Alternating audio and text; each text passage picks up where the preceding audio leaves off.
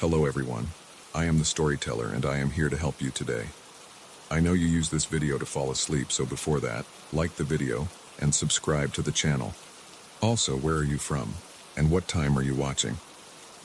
Now get comfortable and relax.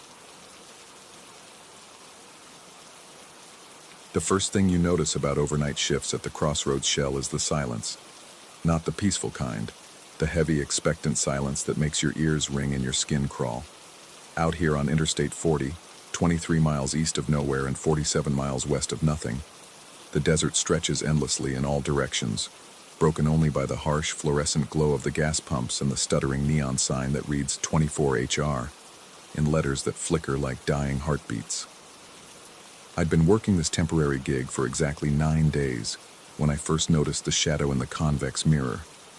The manager, Rodriguez, had installed the mirror above the candy aisle, one of those fisheye security mirrors that let you see around corners and catch shoplifters. Standard stuff. What wasn't standard was what I began to see reflected in its curved surface during those long, stretched-out hours between midnight and dawn. It started with Mrs. Chen, a regular who stopped by every Tuesday around 2 a.m. for coffee and lottery tickets. She was browsing the chip aisle, her weathered fingers trailing along the packages of Doritos and Fritos, when I glanced up at the mirror out of habit. There, in the warped reflection, I saw her clearly, and something else. A dark shape, human-like but indistinct, standing exactly 3 meters behind her according to the floor tiles I'd memorized during countless boring nights. The strange part? When I looked directly at the chip aisle, Mrs. Chen stood alone. I rubbed my eyes, blamed it on exhaustion, and went back to restocking cigarettes. But the image lingered in my peripheral vision like a retinal burn. The shadow had been perfectly still, perfectly positioned, as if it belonged there. Over the next few nights, I found myself watching the mirror more than the actual store. The pattern became undeniable. Whenever a customer entered and began walking around, browsing, that same dark silhouette would appear in the reflection, always 3 meters behind them, always motionless, always absent when I looked at the real scene. The trucker who came in for energy drinks and beef jerky had it following him down the automotive aisle. The construction worker buying coffee and donuts at 4 a.m. had it lurking behind him near the refrigerated section. The college kid stretching his legs and grabbing snacks for a road trip had it shadowing him by the magazine rack. I started keeping a notebook, documenting each occurrence with times and locations. The entries grew increasingly frantic as the days passed. Day 12. Shadow appeared behind customer number 3 of the night. Duration approximately 4 minutes. Customer seemed unaware. Shadow remained stationary even when customer moved. Day 15. Tried focusing directly on mirror while customer shopped. Shadow more distinct this time. Definitely humanoid shape, but edges seemed to blur and shift. Customer left without incident. Day 18. Shadow appeared again. This time I'm certain I saw it move slightly, adjusting its position when customer turned corner. Mimicking movement? Testing showed my phone's camera couldn't pick up shadow and mirror. It was on day 19 that everything changed. A businessman in a rumpled suit had stopped for gas and wandered inside for coffee. I watched him in the mirror as he moved through the store, and sure enough, the shadow materialized behind him. But this time, when I raised my phone to record, something I'd tried dozens of times before with no success, the reflection showed something impossible. Products on the shelves behind the shadow were burning. Not the real products, mind you. In the actual store, everything remained perfectly normal.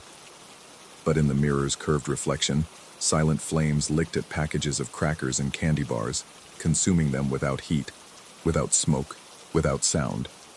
The fire spread slowly along the shelves, a creeping destruction that existed only in that warped glass world. My hands shook as I held the phone, recording this impossible scene. The businessman continued shopping, oblivious to the inferno that raged 3 meters behind him in the reflection. He paid for his coffee, made small talk about the weather, and left. The moment he crossed the threshold, both the shadow and the flames vanished from the mirror. I immediately checked the footage on my phone. The video showed the mirror clearly, showed the businessman moving through the store, but the reflection appeared normal. No shadow, no fire, just an ordinary security mirror doing its ordinary job. But I knew what I'd seen.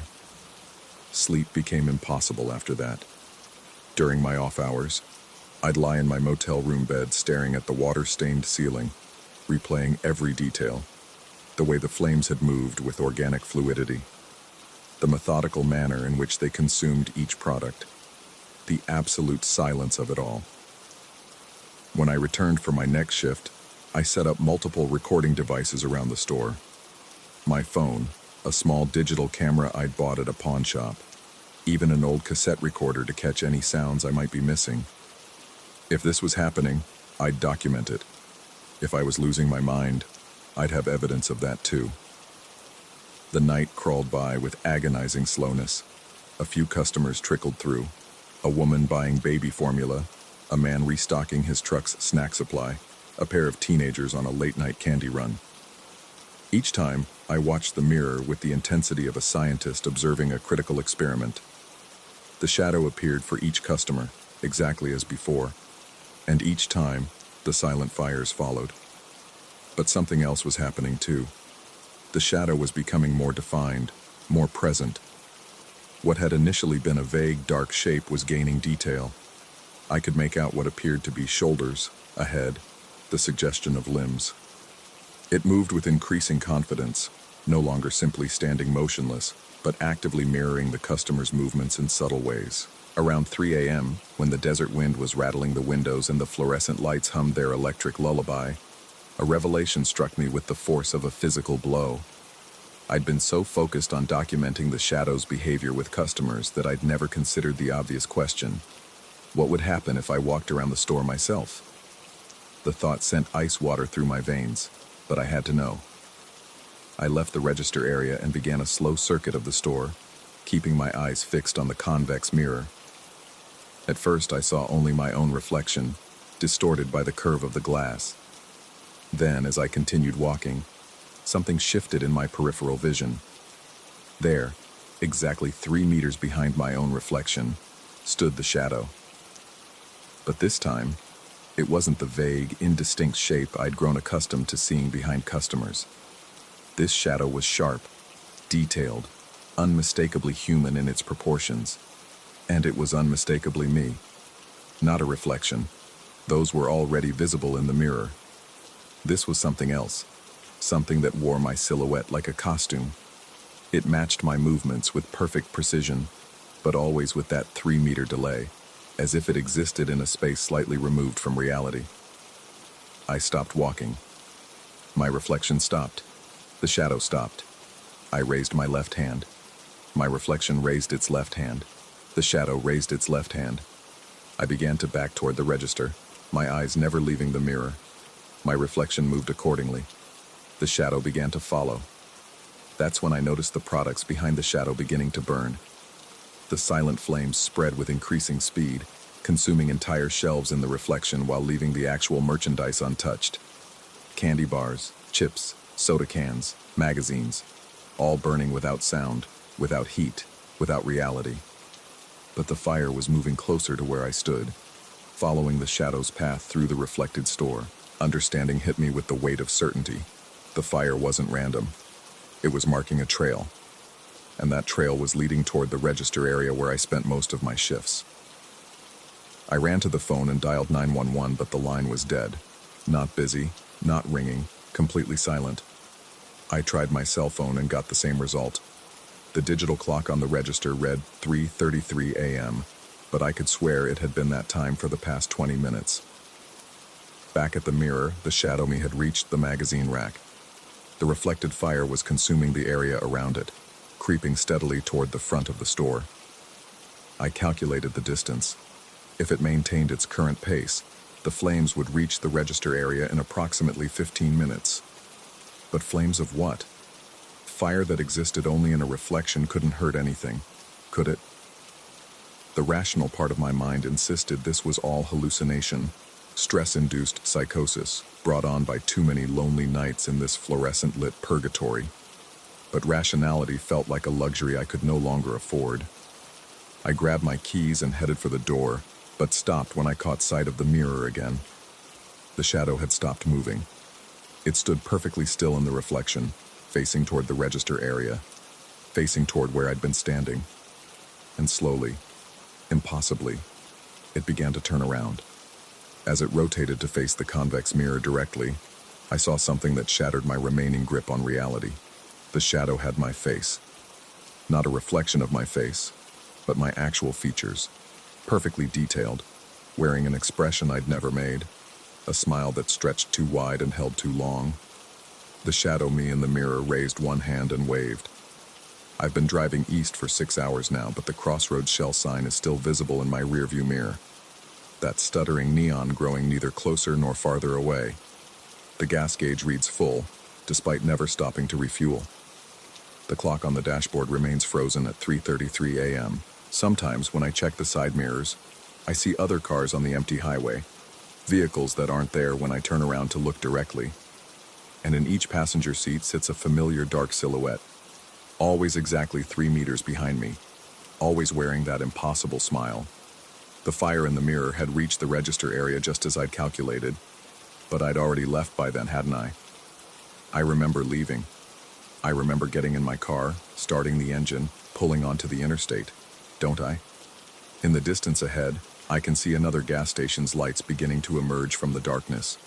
A 24-hour truck stop with a small convenience store attached. I can already see the convex security mirror mounted above what looks like the candy aisle, waiting to show me things that shouldn't exist. But I need gas eventually, and food. And maybe, if I'm very careful about where I stand, if I avoid walking around the store, if I keep my eyes focused anywhere but on that curved mirror, maybe nothing will follow me. Maybe. The truck stop grows larger as I approach, its fluorescent lights cutting through the desert darkness like a beacon, or a trap. I slow down, my foot hovering between the gas pedal and the brake, while in the rearview mirror, that stuttering neon sign finally begins to fade. Behind me, the empty highway stretches endlessly into the night. Ahead, another brightly lit island of civilization waits in the darkness, complete with its own mirrors, its own shadows, its own silent fires that burn only in the space between what is and what might be. I pull into the truck stop and park next to pump number 7. The convex mirror inside watches me through the window like an unblinking eye, its curved surface already showing me things I don't want to see but can no longer look away from. Some fires, I realize now, don't need fuel to burn. They just need someone to witness them. And I've become very good at witnessing.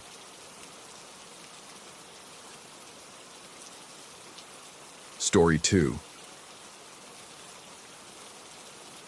The call came through at 2:47 a.m., crackling over the radio like static electricity through my bones. Suspected cardiac arrest at Willowbrook Extended Care. I gripped the steering wheel tighter, my knuckles white against the dashboard glow as I followed the ambulance through Oklahoma's empty streets. Being a trainee meant riding shotgun to real emergencies, watching and learning while others did the saving. By the time we arrived, the main unit had already worked their magic. The parking lot was a constellation of red and blue lights reflecting off the nursing home's weathered brick facade. Inside, fluorescent tubes hummed overhead like dying insects, casting everything in that sickly hospital pallor that made healthy skin look corpse gray. I found them in room 47, where an elderly man lay conscious on the gurney, his breathing steady and color returning to normal. Dale Morrison, my field instructor, was checking vitals one final time before transport. The patient's eyes were alert, tracking movement around the room with the sharp awareness of someone who'd just been pulled back from somewhere dark. Morrison briefed me as we prepared for the short ride to regional medical. Standard procedure, he explained. The patient had experienced what appeared to be a brief cardiac episode, but they'd gotten him stabilized quickly. Vitals were strong now, rhythm was normal, and the transport should be routine. I helped wheel the gurney to our unit, the wheels clicking rhythmically against the linoleum tiles. Something about that sound bothered me, though I couldn't say why. It seemed to echo longer than it should have, bouncing off the walls in patterns that didn't quite make sense. The back of the ambulance felt smaller than usual as we loaded the patient. I took my position beside the cardiac monitor while Morrison climbed into the driver's seat. The engine rumbled to life, and we pulled away from Willowbrook's parking lot onto the dark highway. That's when I first noticed something was wrong. The cardiac monitor displayed a normal sinus rhythm, the green line tracing steady peaks and valleys across the screen. 68 beats per minute, textbook normal. But the machine was screaming. The alarm shrieked through the ambulance cabin, that high-pitched wail that meant imminent death. "No pulse detected" flashed in angry red letters across the display. I checked the leads, made sure everything was properly connected. The patient lay calm, breathing easily, his color good. Morrison called back from the driver's seat, asking about the alarm. I told him the monitor was showing normal rhythm, but alerting for absent pulse. He suggested checking the pulse manually, which I did. Strong and regular, exactly matching the rhythm on screen. 68 beats per minute. Morrison told me to acknowledge the alarm and continue monitoring. These machines sometimes glitched, he explained. Old equipment, sensitive electronics, but his voice carried an edge I'd never heard before. I silenced the alarm, but it resumed within seconds. No pulse detected. The patient looked at me with eyes that seemed too knowing, too aware. He didn't speak, but his gaze felt like a weight pressing against my chest. That's when I realized what was bothering me. The rhythm on the monitor was perfect, steady, mechanical in its precision, but it wasn't matching the pulse I felt beneath my fingers. I checked again, counting carefully. The pulse under my fingertips beat at a different tempo than the line tracing across the screen. A chill ran down my spine as understanding crept in. I pressed my fingers to my own wrist, feeling for my pulse while watching the monitor. The green line matched my heartbeat exactly, 68 beats per minute, just like always when I was nervous. The machine was reading me, not the patient. I stared at the monitor, my mouth going dry. The patient's actual pulse felt stronger now, more insistent against my fingers. Meanwhile, the screen continued displaying what could only be my own cardiac rhythm, as if the leads had somehow transferred their allegiance. Morrison called back again, asking if everything was stable. I wanted to tell him what I'd discovered, but the words stuck in my throat. How do you explain that a cardiac monitor has apparently confused you with its actual patient? It sounded insane even thinking it. The patient's eyes never left my face. In the dim ambulance lighting, his pupils seemed larger than they should be, reflecting the green glow of the monitor like dark mirrors. When I moved to adjust his position, his skin felt unnaturally warm, almost feverish, despite his normal vital signs. I tried focusing on other equipment, checking blood pressure and oxygen saturation. Everything else read normally for the patient. Only the cardiac monitor seemed confused about whose heart it was supposed to be watching. The rhythm on screen began to fluctuate slightly, matching the anxiety building in my chest. When I took deep breaths to calm myself, the displayed heart rate slowed. When my pulse quickened with growing unease, the green line responded accordingly. We were maybe 5 minutes from the hospital when the patient spoke for the first time. His voice was barely a whisper, so soft I almost missed it over the road noise. He said my name. I froze. We hadn't introduced ourselves. His chart showed advanced dementia, and he'd been unresponsive when we'd first arrived. But he'd said my name clearly, unmistakably. "Marcus," he repeated, and this time I was certain. His lips barely moved, but the sound carried an odd resonance, as if it were coming from somewhere else entirely. The cardiac monitor's alarm began shrieking again, no pulse detected. But this time, when I checked the patient's pulse, I couldn't find it. My fingers pressed against his wrist, his neck, searching for the steady beat I'd felt moments before. Nothing. Panic shot through me like ice water. I grabbed the blood pressure cuff, inflated it quickly. The reading came back normal. Oxygen saturation was fine. The patient was breathing regularly, his color good, his eyes still fixed on mine with that unsettling awareness. But I couldn't find his pulse anywhere. Meanwhile, the monitor continued tracing what I knew was my own heartbeat, now racing with fear. The green line spiked and jumped as my pulse accelerated, the machine documenting my terror in perfect detail. I reached for the radio to alert Morrison, but the patient's hand shot out and grasped my wrist. His grip was impossibly strong for someone who just suffered cardiac arrest. His fingers felt cold now, cold as metal, but the pressure was very real. "Don't," he whispered, and his voice seemed to come from inside my own head. "Not yet." The world tilted slightly. The ambulance interior felt different, as if the dimensions had shifted while I wasn't paying attention. The monitor's green glow seemed brighter, more intense, casting shadows that moved independently of their sources. I tried to pull away, but the patient's grip tightened. His eyes were definitely larger now. The pupils dilated until they nearly swallowed the iris. In their depths, I thought I saw something moving, like dark water disturbed by an unseen current.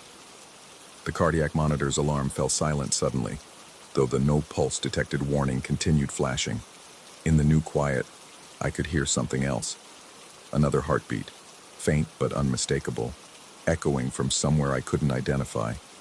It was slower than my own, steadier, like a metronome keeping time for some cosmic symphony. That's when I understood.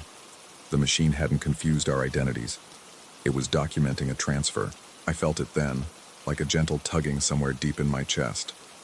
Not physical pain, but something more fundamental. As if part of me was being slowly, carefully drawn elsewhere.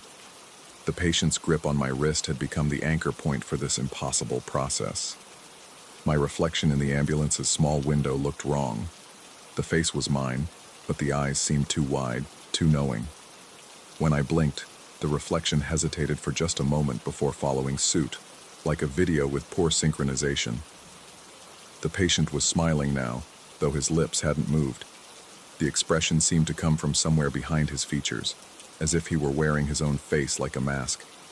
His grip relaxed slightly, but he didn't let go. Morrison's voice crackled over the intercom, announcing our arrival at Regional Medical. 1 minute out.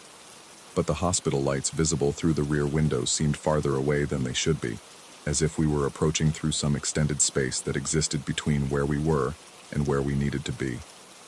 I tried to check my own pulse and couldn't find it. The realization hit me like a physical blow. My fingers pressed against my wrist, my neck, anywhere a pulse should be, but there was nothing. The skin felt normal, warm, alive, but no heartbeat thrummed beneath the surface. Yet the monitor continued showing a cardiac rhythm. My rhythm, apparently, though I no longer possessed it. The patient released my wrist and settled back against the gurney, his eyes closing peacefully. His breathing remained steady, regular, but when I checked for his pulse again, it was back. Strong and sure, exactly where it should be. The monitor's display flickered once, then showed his rhythm instead of mine. Perfect, normal, 68 beats per minute.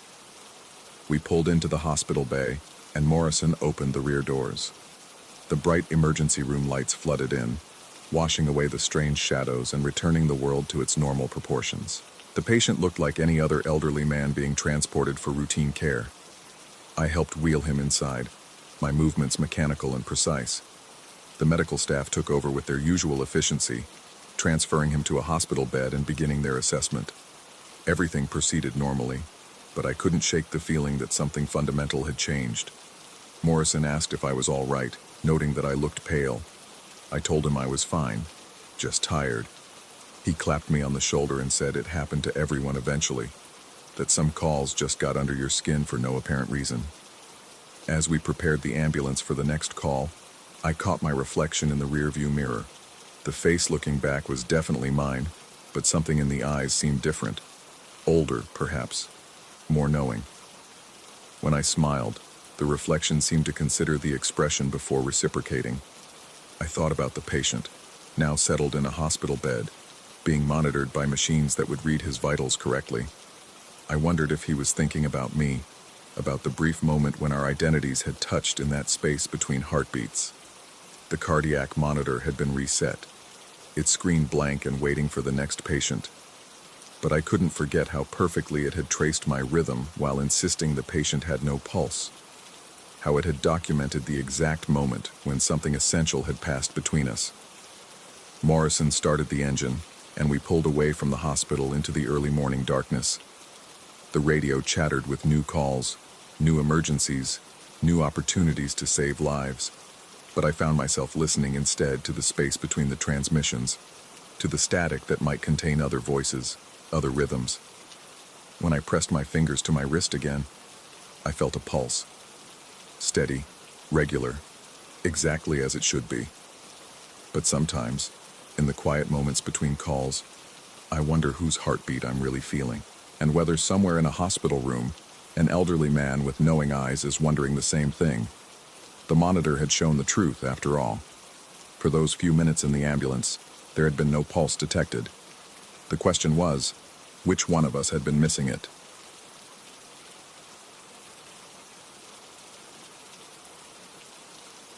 Story 3. The notification had pinged at 11:47 p.m., a ride from Seattle to Spokane, 4 hours through the Cascades on US 12. The surge pricing made it worth the late drive back alone, and I needed the money. My R09 Honda Civic had been making that grinding noise again.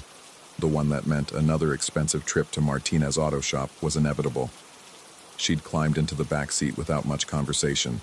Mid-30s, business attire, wheeled suitcase that suggested airport pickup gone wrong. Sarah, according to the app. She'd mumbled something about an early meeting and closed her eyes before we'd even left the city limits. Good. The quiet passengers were always easier. The highway stretched ahead, a black ribbon cutting through dense forest. My headlights carved a cone of visibility through the darkness, illuminating the center line that would be my guide for the next few hours. The radio played soft jazz, volume low enough not to wake my passenger. She'd curled up against the window, breathing steadily in that deep rhythm of genuine sleep. That's when the fog began to roll in. It started as wisps threading between the trees, ghostly fingers reaching across the asphalt.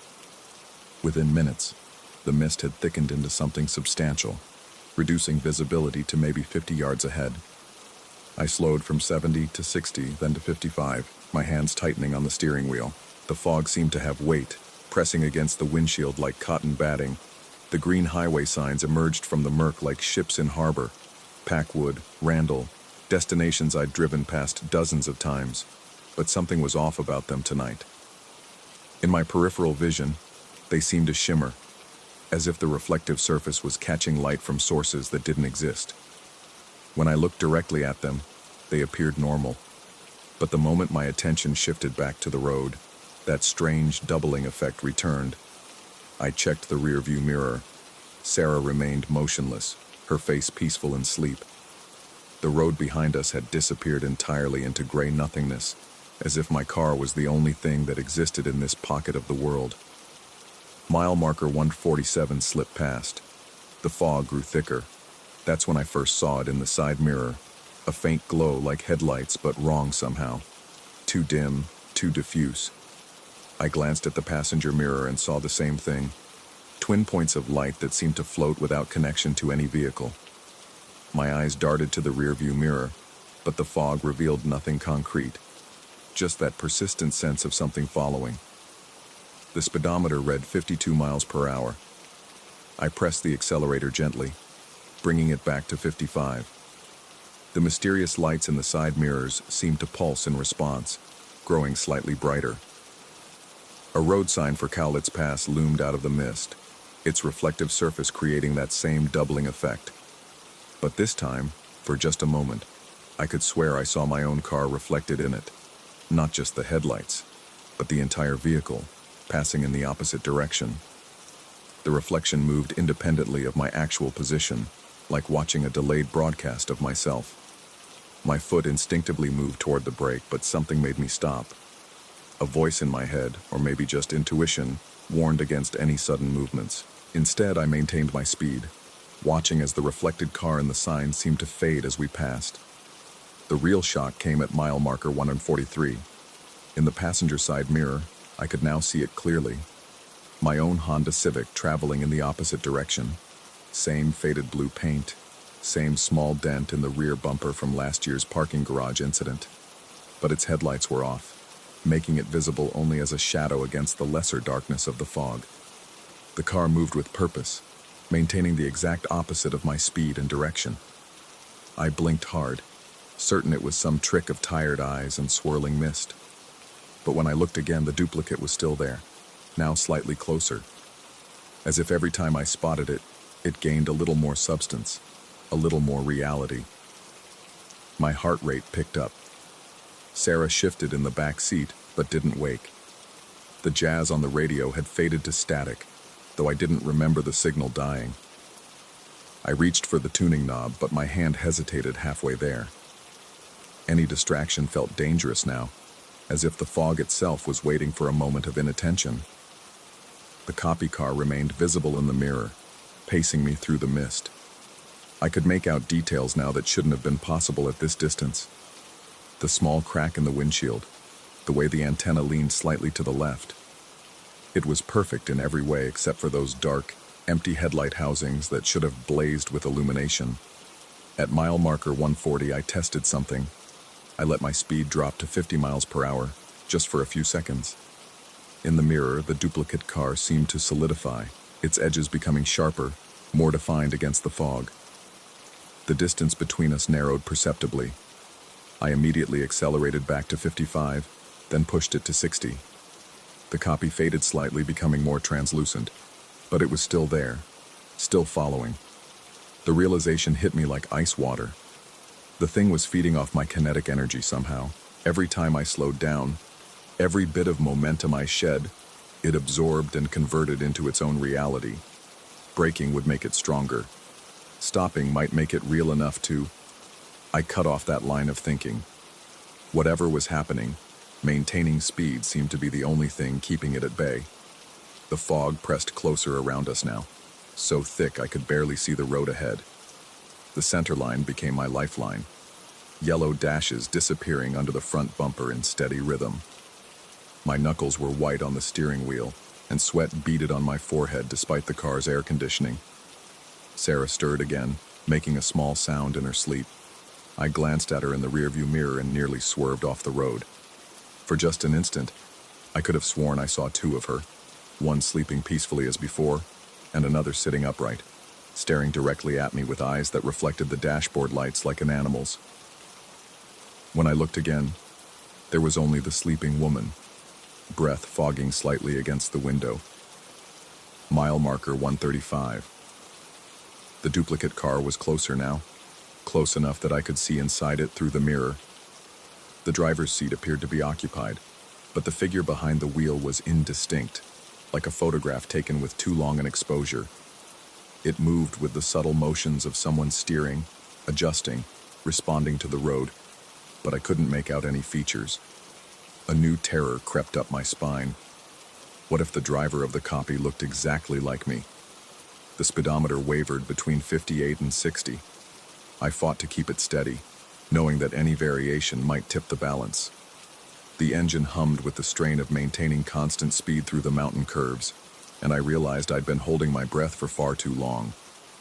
The radio crackled back to life, but instead of jazz, it was picking up some distant AM station. A voice spoke through the static, words too distorted to understand but with an urgent warning tone. I reached for the volume knob, then stopped. What if adjusting anything broke whatever fragile equilibrium was keeping the copy at bay? Through the passenger window, the forest had become completely invisible. We might have been driving through empty space with only the road surface and the occasional reflective marker post, confirming we were still on Earth. The fog had become absolute, a gray void that swallowed everything beyond our small bubble of existence. Mile marker 130 emerged from the mist like a tombstone. In the side mirror, the duplicate car was now close enough that I could see the silhouette more clearly. The driver's head was turned slightly, as if looking in my direction, as if it knew I was watching. That's when I noticed something that made my blood freeze. The copy's windows were fogged from the inside, just like ours. But Sarah was still asleep in my car. So who was breathing in the other vehicle? The answer came with horrifying clarity when I glanced at the rearview mirror. Sarah's reflection was sitting up now, no longer pretending to sleep. Her eyes met mine in the mirror, and she smiled. But it wasn't Sarah's smile. It was too wide, stretching her features in ways that seemed anatomically impossible. When I spun around to look at the actual back seat, she was still sleeping peacefully, face pressed against the glass. I faced forward again, hands shaking now. In the rearview mirror, the awake Sarah was leaning forward, as if trying to whisper something to me. But no sound came except the steady breathing of the sleeping woman behind me. The speedometer dipped to 55. In the side mirror, the duplicate car surged closer, its details becoming knife-sharp. I could now see that its license plate was identical to mine, down to the small registration sticker in the corner. The driver's silhouette was clearer too, wearing what looked like the same jacket I had on. I pressed the accelerator, fighting the car up to 65 miles per hour. The copy faded slightly but didn't disappear. It had gained too much substance, absorbed too much of my momentum from all those small speed variations. It was becoming real, and there was nothing I could do to stop it. Mile marker 125. The radio voice became clearer for a moment, long enough for me to make out a few words. Traveling eastbound on US 12, fog conditions, avoid sudden... Then static swallowed it again. Was someone trying to warn me? Or was the warning about me? The road curved left, and for a terrifying moment, the duplicate car in my mirror seemed to take a different path, cutting through the curve instead of following it. But that was impossible. There was no road there, just forest, and... When the curve straightened out, the copy was there again, now unmistakably closer. Close enough that I could see the driver was wearing glasses, just like mine. Close enough to see that his hands were positioned on the steering wheel in exactly the same way. Close enough to see that he was looking right at me through his rearview mirror. Sarah's reflection was no longer in the back seat. In the mirror, the car behind me was empty except for the driver. But when I glanced back, she was still there, still sleeping, still breathing. Two realities existing in the same space, visible from different angles. The fog began to thin slightly as we approached the mountain pass, but instead of relief, this brought a new horror. As visibility improved, I could see the road stretching ahead for almost a mile. It was completely empty, no other traffic, no signs of civilization, just asphalt disappearing into the mist. But in the mirror, the duplicate car was now only a few car lengths behind, its headlights still dark, but its form solid and undeniable. I realized with growing panic that I couldn't maintain this speed much longer. The mountain curves ahead would force me to slow down, and every reduction in speed would feed the copy more reality. Eventually, it would catch up. Eventually, it would be real enough to. What would happen when two identical cars occupied the same space? Mile marker 120. The duplicate was close enough now that I could see inside it clearly. The driver wore my face, my clothes, my expression of growing terror. His passenger seat was empty, but in the back, a figure that looked exactly like Sarah sat upright, watching me with those impossible eyes. The real Sarah stirred, beginning to wake up. Her eyes fluttered open, and she looked around groggily. "Are we almost there?" she asked, her voice exactly as I remembered it from when she'd gotten in the car hours ago. But in the mirror, her duplicate was already awake, already staring at me with that too wide smile. I tried to answer her, but no words came. My throat felt constricted, as if the fog had somehow gotten inside the car, inside me. The speedometer held steady at 60, but I could feel the engine straining against the grade. "Sir?" Sarah said, more alert now. "Is everything okay?" In the mirror, I watched my duplicate mouth the same words she'd spoken, perfectly synchronized. But his passenger remained silent, just smiling that terrible smile. The road sign for White Pass appeared through the thinning fog. In its reflective surface, I saw both cars clearly, mine approaching from the west, the duplicate approaching from the east, both heading for the exact same point on the highway. The sign's reflection showed what the mirrors had been trying to tell me all along. We weren't traveling in opposite directions. We were traveling toward each other. The fog lifted completely as we crested the pass, revealing a clear view in all directions. Behind me, the road was empty. Ahead, nothing but asphalt and darkness. The mirrors showed the same empty highway. Sarah sat up fully, looking out the windows. "Wow, that was some heavy fog back there. I'm glad we made it through okay." I nodded, not trusting my voice. The radio had returned to its soft jazz.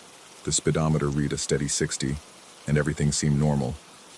But I kept checking the mirrors, waiting for those dark headlights to reappear.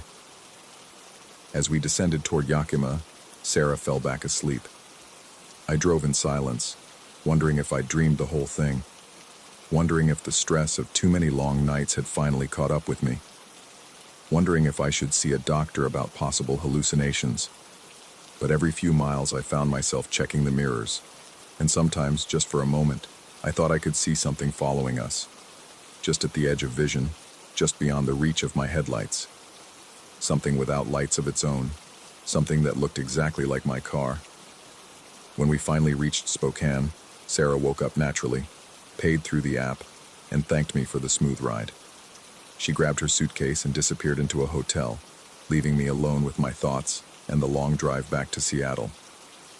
I pulled into a gas station to fill up and stretch my legs. While the tank filled, I walked around to check the car, making sure everything was normal. That's when I noticed something that made my hands start shaking again. There were 2 sets of tire tracks leading to my car, one from the direction I'd come, and another from the opposite direction, as if a second vehicle had backed into the exact same space. The tracks were identical, down to the tread pattern and the small irregularity in the left rear tire that I'd been meaning to replace. I stood there in the fluorescent glow of the gas station lights, staring at those impossible tracks, trying to convince myself there had to be a logical explanation. Another car with the same tires, a trick of the eye, anything but the alternative. But as I got back in my car and started the engine, I couldn't shake the feeling that somewhere out there, on some fog-covered highway, another version of me was just beginning the same journey I'd just finished. And maybe, if the conditions were just right, if the fog was thick enough and the speed constant enough, our paths would cross again.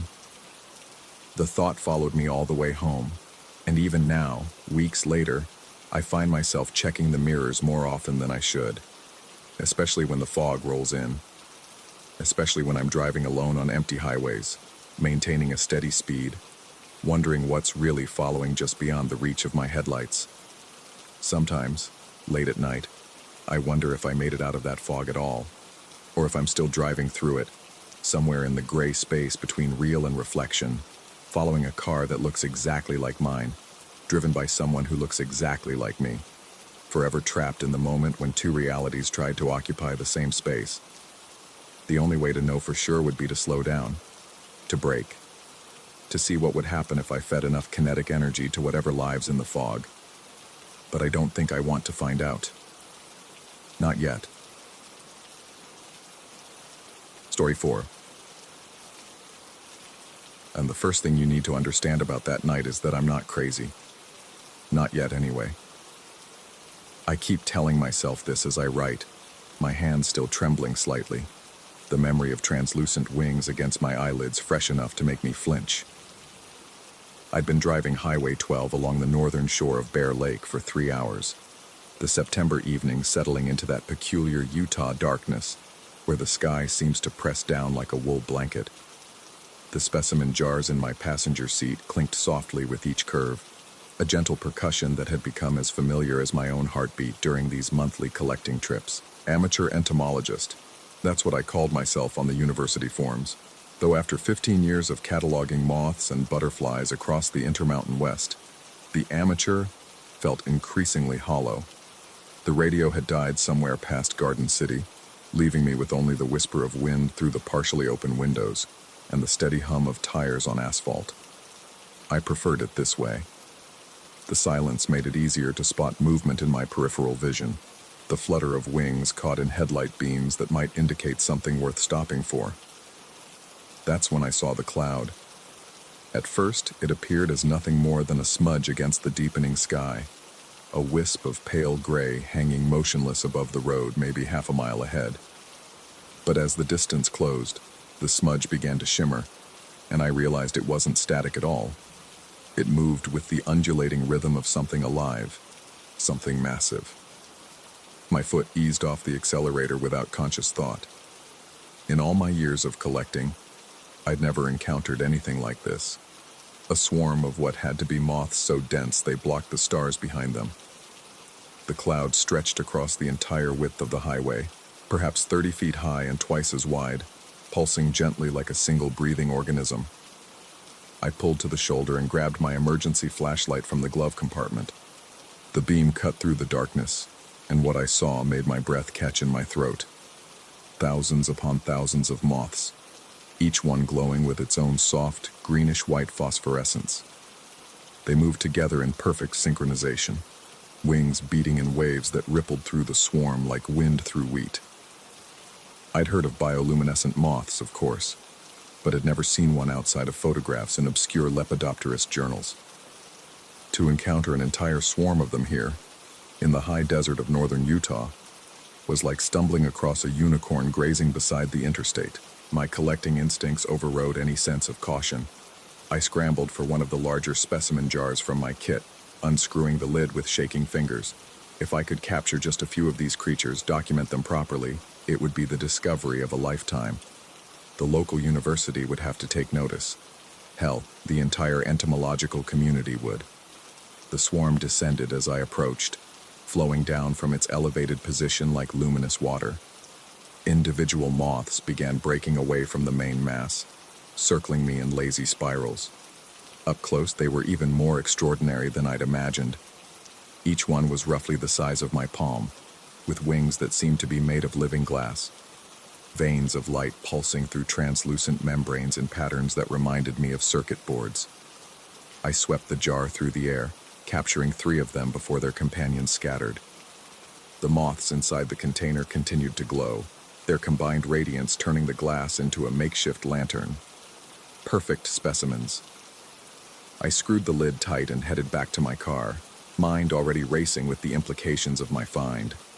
The rest of the swarm had settled onto my vehicle like a breathing, glowing blanket.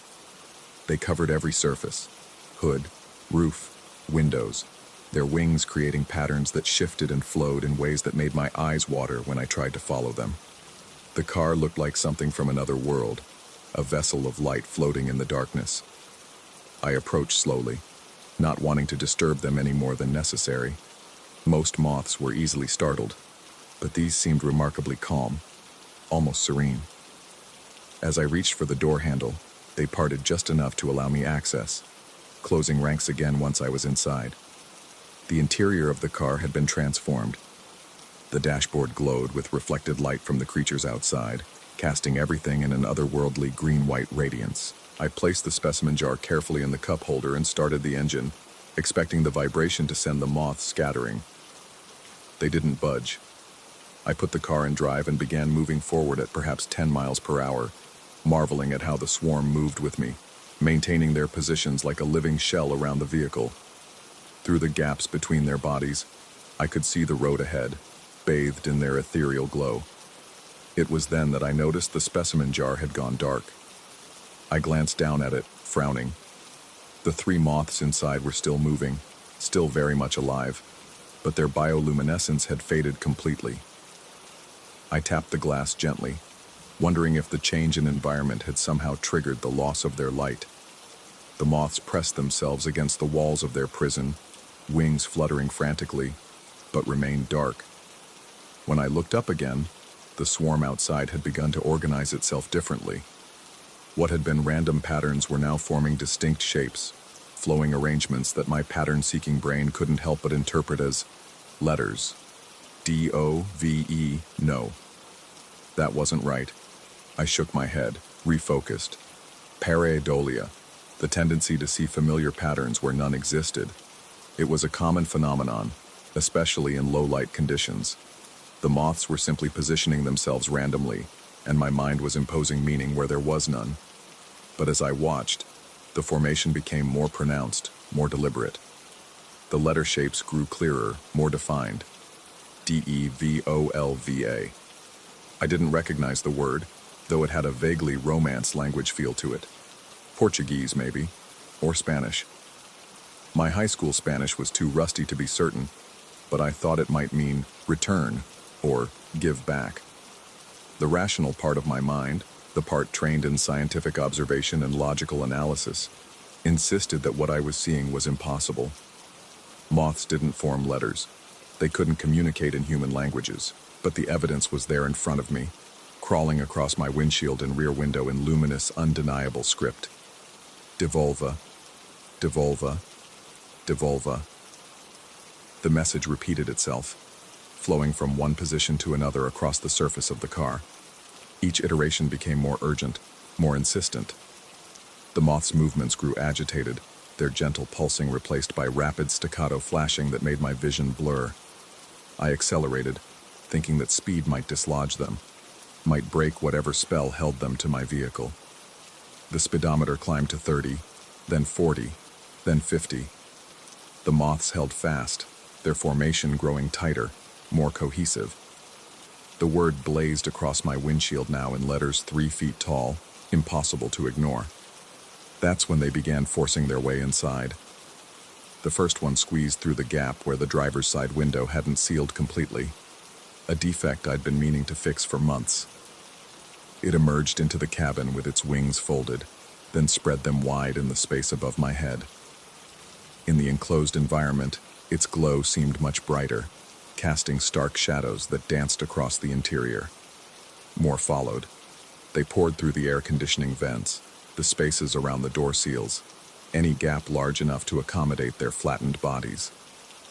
Within minutes, the cabin was filled with them, their combined radiance turning the car into a greenhouse of living light. I tried to stay calm, tried to maintain control of the vehicle while dozens of moths swirled around my head. They seemed drawn to my face, particularly my eyes, landing on my forehead and cheeks with touches as light as falling snow. Their wings tickled against my skin, and I found myself blinking constantly as they settled on my eyelids. One landed directly on my left eye, its wings spread across my entire field of vision.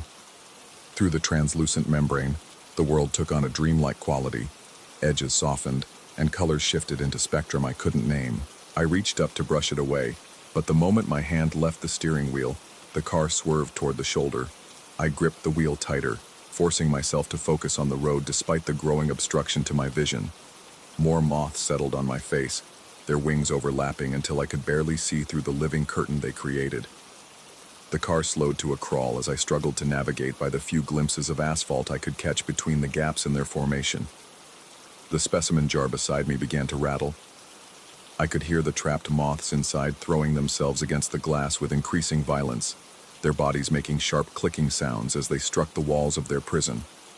The sound grew louder, more frantic, until it resembled the chattering of teeth or the rapid-fire clicking of an old-fashioned telegraph key. That's when I understood. The word, devolva, it wasn't random. It wasn't pareidolia. They wanted their companions back. The 3 moths I'd captured, thinking myself clever, thinking I'd made the discovery of a lifetime. They were part of something larger, something I'd thoughtlessly broken apart. I pulled over and grabbed the specimen jar with trembling hands. The moths inside had gone completely still, pressed against the glass like pressed flowers, their wings spread wide and motionless. Around me, the swarm had grown silent as well, thousands of creatures waiting with impatience that felt almost human. I unscrewed the lid. The freed moths didn't fly away immediately. Instead, they hung in the air just above the opening, wings beating slowly, as if testing their freedom. Then, one by one, they settled back onto my face, joining their companions in their living mask across my eyes. The pressure against my eyelids increased. Through the web of wings, I could see the swarm outside beginning to move again, flowing away from the car in organized streams. But the ones on my face remained, their touch growing heavier, more insistent. I tried to brush them away again, but my hand moved sluggishly, as if pushing through water. The world beyond the moths grew dimmer, more distant. Their wings seemed to be filtering more than just light. They were filtering reality itself, replacing it with something else, something that moved according to different rules. In that filtered vision, I saw myself from the outside, saw my car sitting motionless on the shoulder of a Utah highway. But there was no swarm, no glowing moths. Just me, alone in the darkness, hands pressed against my face, rocking back and forth in the driver's seat like a man having some kind of breakdown. The moths on my eyes pulsed brighter, and the vision faded. I was back inside my body, back inside the car filled with living light. The specimen jar lay empty beside me, but I couldn't remember opening it. Had I opened it? Or had they escaped on their own? I don't know how long I sat there. Time seemed negotiable in their presence, elastic and uncertain. When the pressure finally lifted from my eyelids, when the last of the moths finally flew away through whatever gaps had admitted them, the dawn was already painting the eastern sky a pale rose color. The specimen jar was intact and sealed. Inside, 3 dark moths pressed themselves against the glass, wings folded, still as death. I drove home in silence, the radio still broken, the memory of translucent wings and impossible words fading like a half-remembered dream. By the time I reached my driveway, I was almost convinced I'd imagined the entire episode. Almost. It's been 3 weeks now, and I haven't returned to Bear Lake. Haven't opened the specimen jar. The moths inside remain motionless during the day, but at night, when the house is dark and quiet, I can sometimes see them glowing softly through the glass, just a faint luminescence, barely visible unless I turn off all the lights and stare directly at them. And sometimes, when sleep won't come and my mind returns to that night on Highway 12, I find myself thinking about the vision they showed me. The one where I was alone in my car, hands pressed to my face, looking like a man losing his grip on reality. Because here's the thing that keeps me awake. I've started to wonder which version was real. The swarm of impossible moths, or the breakdown of a middle-aged amateur scientist finally coming apart at the seams. The jar sits on my desk as I write this, and in the corner of my eye, I can see movement inside it. Slow, patient movement, like creatures waiting for something, or someone. The word still echoes in my memory: devolva, return, give back. But give back what exactly? The moths? My certainty about what's real and what isn't? Or something else entirely? Something I don't even realize I've taken? I hear wing beats in the walls at night now. Soft rustling that might be moths, or might be my imagination finally completing its long overdue collapse. The sound follows me from room to room, always just at the edge of perception, never quite there when I turn to look. Tomorrow, I think I'll drive back to Bear Lake. I'll bring the specimen jar and open it exactly where I found them. Maybe that will end it. Maybe they'll leave me alone once they have their companions back. Or maybe I'll find myself alone on a highway shoulder again, hands pressed to my face, finally understanding which version of that night was real. Either way, I need to know. The alternative, this constant uncertainty, this erosion of everything I thought I understood about the world, is becoming unbearable. Better to face whatever truth is waiting for me out there in the darkness than to continue living in this liminal space between sanity and something else. The moths in the jar have started to glow again. Just a little. Just enough to remind me that some questions demand answers, no matter the cost of asking them. I can hear my car keys calling to me from the kitchen counter. Highway 12 is only a few hours away. Time to find out which version of myself comes home. Story 5. The GPS said 63 miles to Baton Rouge when I saw the body. It stretched across the right lane like a discarded mannequin, arms akimbo, face turned skyward toward the Louisiana moon. My headlights caught the pale flesh for maybe 3 seconds before I yanked the wheel left, tires screaming against the September heat still radiating from the asphalt. The sedan lurched into the opposing lane, and I held my breath, waiting for the inevitable crunch of bone and metal that never came. In my rearview mirror, I expected to see the corpse sliding beneath my rear bumper. Instead, I saw water. Black water, stretching endlessly in both directions, reflecting my taillights like twin red eyes. No asphalt, no body, no road at all. Just the dark mirror of a swamp that seemed to swallow the world behind me whole. I slammed the brakes. The car shuddered to a stop, engine ticking in the sudden quiet. Through my windshield, Highway 61 stretched ahead, illuminated in the pale wash of my headlights. Cracked asphalt, faded yellow lines, guardrails glinting dully in the distance. Normal. Real.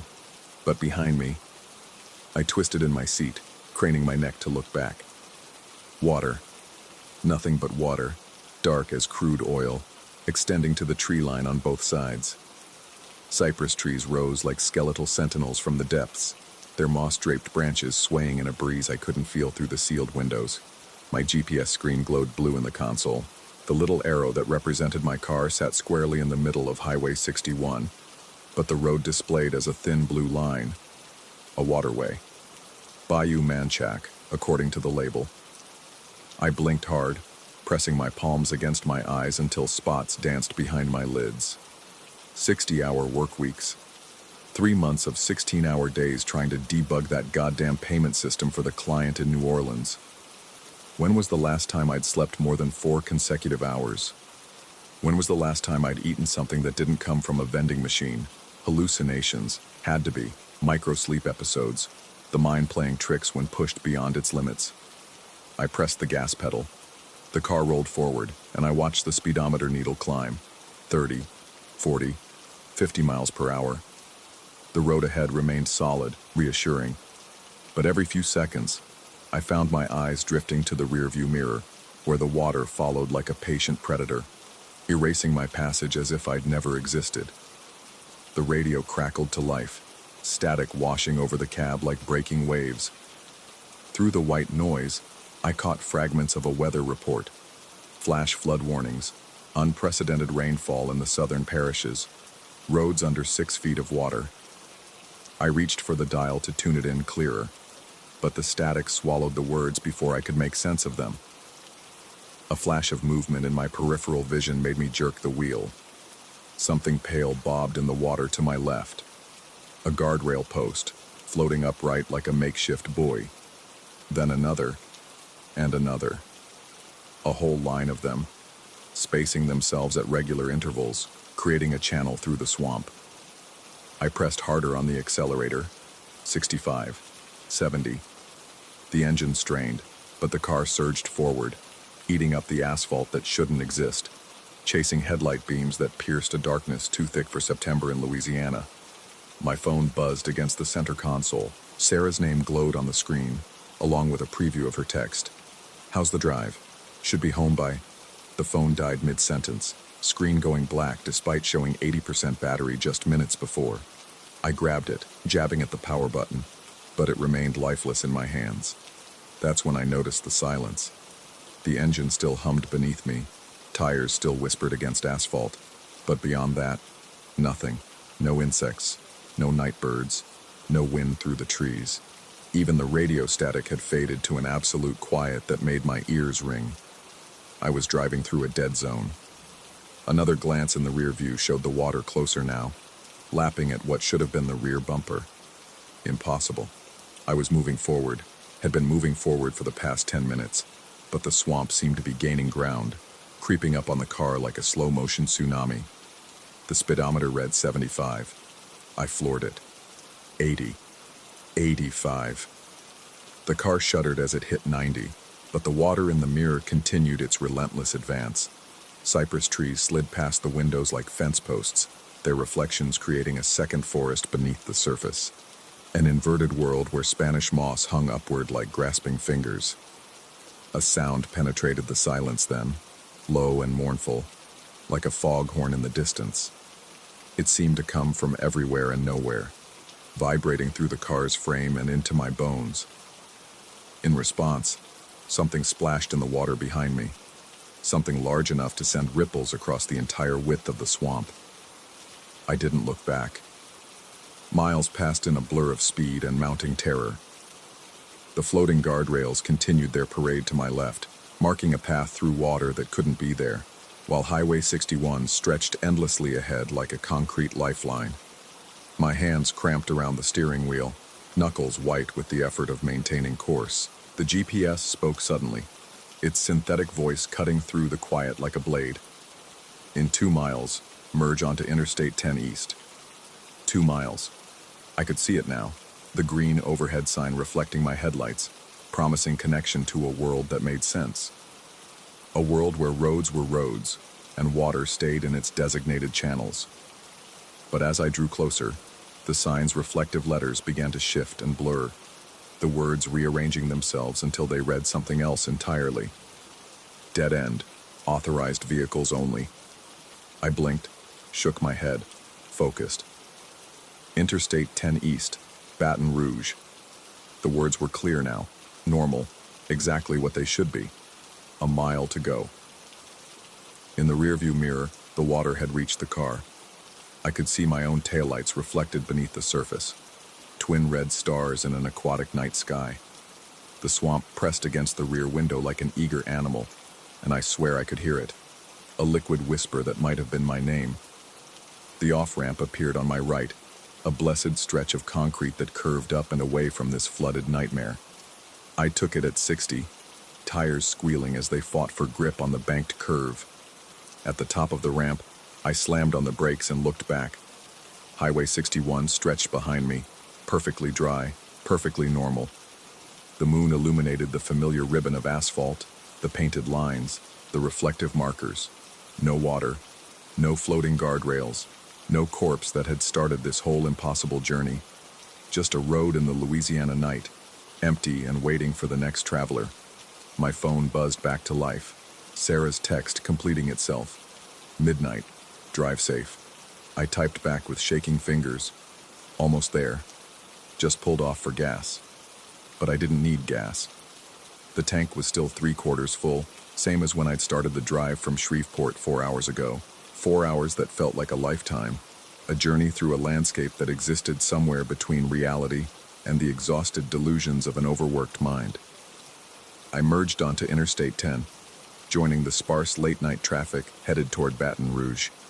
Normal cars driven by normal people living normal lives. The radio picked up a classic rock station, filling the cabin with something familiar and comforting. Yet as the miles passed and the city lights grew brighter ahead, I found myself checking the rearview mirror compulsively. Not for water this time, but for something else.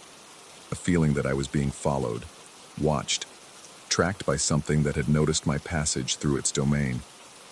20 minutes later, I pulled into my driveway. Sarah's silhouette appeared in the kitchen window, waving. Home, safe, real. But as I gathered my laptop bag from the passenger seat, I noticed something that made my blood freeze. My shoes were wet. Not damp with dew or perspiration, but soaked through, muddy water squishing between my toes as I stood. Swamp water, thick with sediment and the smell of decay. It stained the concrete of the driveway, leaving dark footprints that led from my car to the front door. I looked down at my pants. The fabric was damp to the knees, marked with the same dark stains. Sarah opened the door, backlit by the warm glow of our living room. Her smile faded as she saw my condition. "What happened to you?" she asked, genuine concern creeping into her voice. "You look like you've been swimming in a swamp." I opened my mouth to explain, to tell her about the impossible journey, the floating road, the water that chased me through the Louisiana night. But the words died in my throat, because I realized something that made my hands shake and my vision blur at the edges. I couldn't remember driving home. The last clear memory I had was seeing that pale body stretched across Highway 61, yanking the wheel to avoid it, and then, nothing, a blank space where 4 hours should have been, filled now with the lingering taste of swamp water and the certainty that I had experienced something that couldn't be real. Couldn't be. But as I stood there in my driveway, water still dripping from my clothes onto the concrete, I heard it again. That low, mournful sound like a foghorn in the distance. It seemed to come from everywhere and nowhere, echoing across the suburban night like a call from something vast and patient and utterly alien. Sarah didn't seem to hear it. "Come on," she said, taking my arm. "Let's get you cleaned up. You look exhausted." I let her lead me inside, away from the sound and the smell and the impossible wetness of my clothes. But as we crossed the threshold, I glanced back one last time at my car. In the driveway light, I could see dark water dripping steadily from the undercarriage, forming a pool that reflected the stars like a miniature swamp. The GPS screen still glowed blue through the windshield, and though I couldn't read it from this distance, I knew what it would show if I looked. A little arrow sitting in the middle of Bayou Manchac, marking a position that didn't exist on any map, a position I had never left. I closed the door and locked it, as if that simple act could keep the water from following me inside. But I knew, with the certainty that comes with absolute terror, that some journeys don't end just because you stop driving. Some roads, once traveled, become a part of you forever. And somewhere in the Louisiana night, Highway 61 waited for me to return. Story 6. The metronome arrived with my father's effects 3 days after the funeral, wrapped in newspaper dated 1987. I should have noticed the significance of that year immediately, but grief has a way of dulling the sharper edges of memory. The brass pendulum caught the afternoon light streaming through my hallway window, casting rhythmic shadows that seemed to pulse even when the mechanism sat perfectly still. My father had been a conductor before arthritis claimed his hands and forced him into early retirement.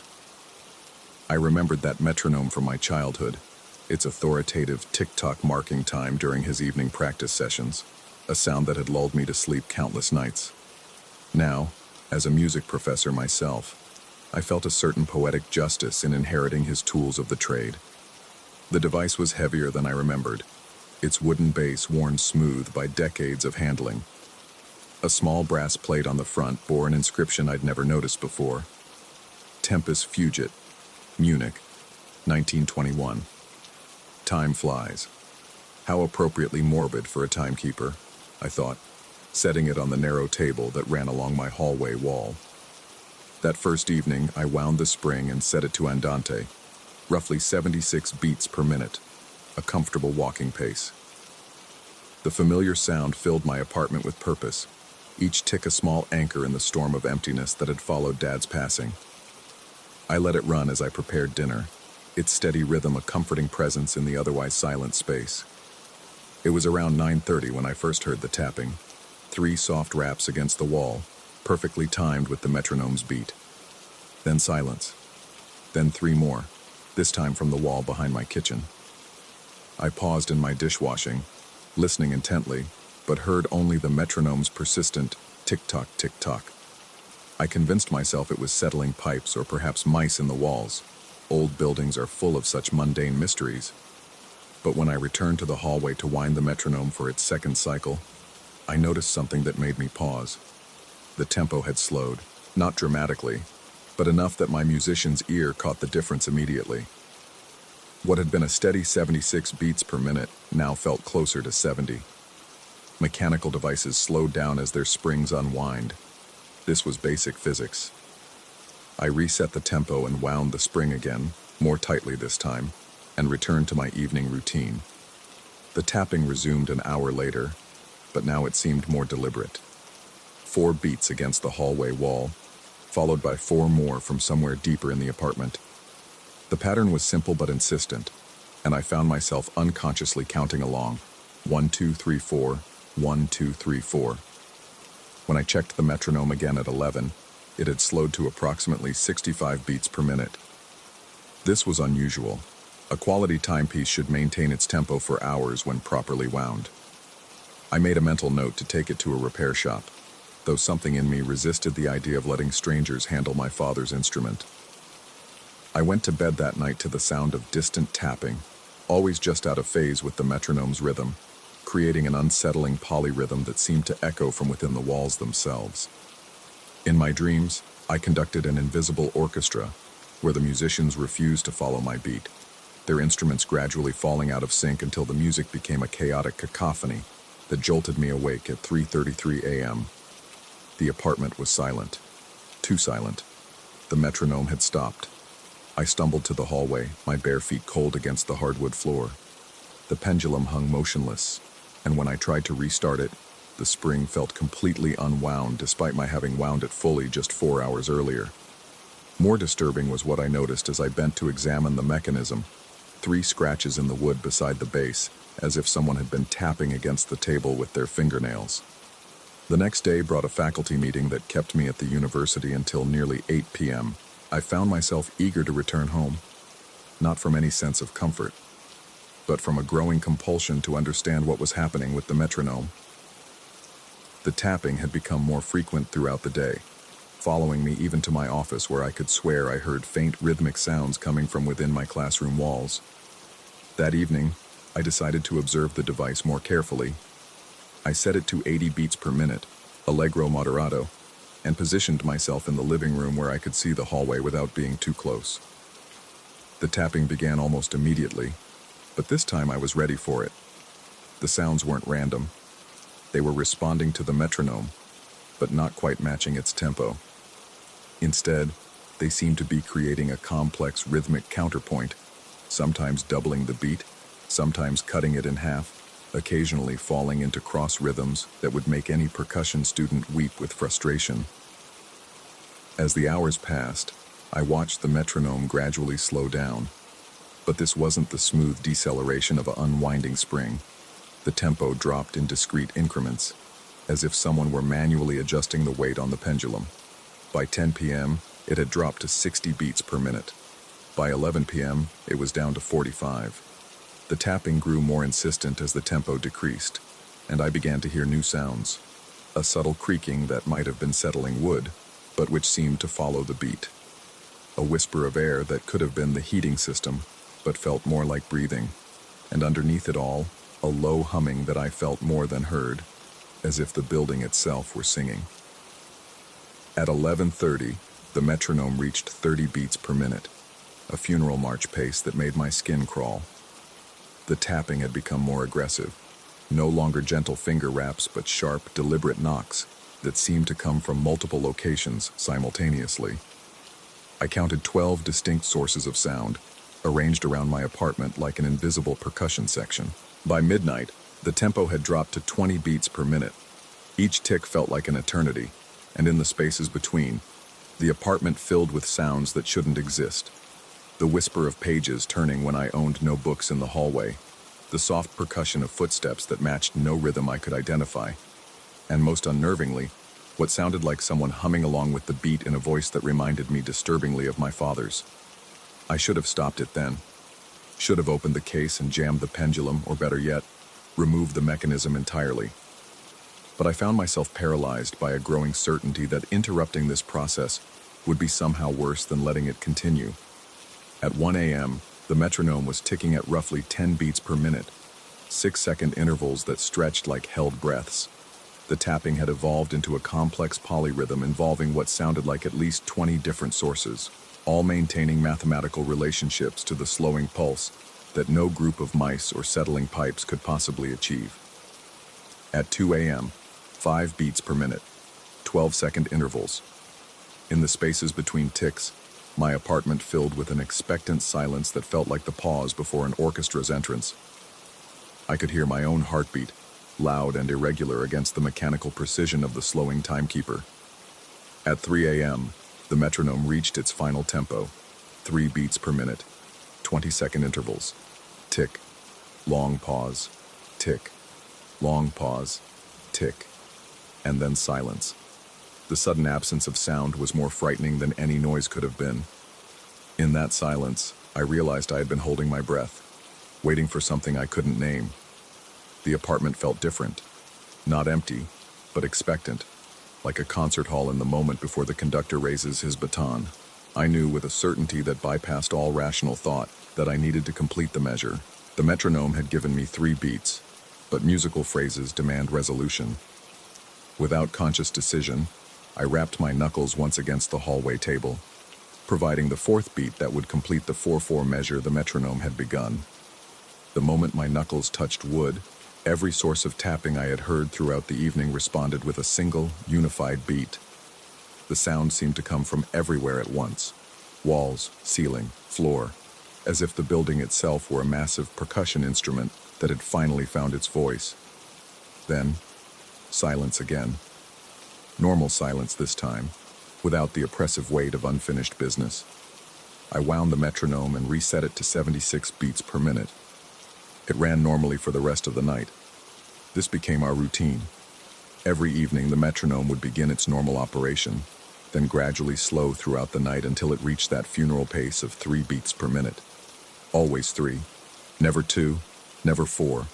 Always three beats that demanded a fourth for completion. And I provided it. Every night at 3:33 a.m., I completed the measure with a single rap of my knuckles against wood, and every night the invisible percussion section responded with gratitude before falling silent. On the seventh night, I decided to test what would happen if I didn't complete the measure. The metronome reached its three-beat pattern at the usual time. Tick, tick, tick. And then the waiting silence. I sat in my living room chair, hands folded in my lap, refusing to move. 5 minutes passed. 10. The silence grew heavier, more oppressive, until it felt like a physical weight pressing against my chest. Then I heard it. Footsteps in the hallway. Heavy, deliberate steps that matched no earthly rhythm. They paced back and forth outside my living room, pausing occasionally as if their owner were listening for something. The footsteps had weight and presence. I could feel the floorboards creaking under them, but when I finally gathered the courage to look, the hallway was empty. The pacing continued for 20 minutes before I broke. I stumbled to the metronome and rapped the table 4 times in quick succession, completing not just one measure but several, as if making up for lost time. The footsteps stopped immediately, and the familiar chorus of responding taps filled the apartment with what I could only interpret as relief. I never tested the metronome's patience again. By the 3rd week, I had begun to rationalize the experience. Clearly, I was processing grief in an unusual way, my subconscious mind creating elaborate audio hallucinations that gave me a sense of connection to my father's memory. The metronome was simply an old mechanical device with worn springs. Its erratic behavior was perfectly explicable. The fact that I had begun to organize my entire evening schedule around its requirements was merely a harmless quirk, a grieving ritual that would eventually fade. This explanation satisfied me until the night I recorded everything. I set up my phone to record the evening's events, positioning it near the metronome where it could capture both the device's operation and any ambient sounds. The next morning, I reviewed the recording with growing unease. The metronome's gradual slowdown was clearly audible, exactly as I had experienced it. But there was no tapping, no percussion section, no invisible orchestra creating polyrhythms in my walls. The recording captured only the metronome's ticks, growing slower and slower, until they stopped entirely at 3:33 a.m. Then, 20 seconds later, a single sharp rap, my own knuckles against wood. According to the recording, I had been responding to absolute silence. I played the recording 17 times, adjusting volume and equalization, searching for any trace of the sounds that had filled my apartment. Nothing. Just the metronome, the silence, and my own inexplicable response to cues that apparently existed only in my mind. But the metronome had still slowed down.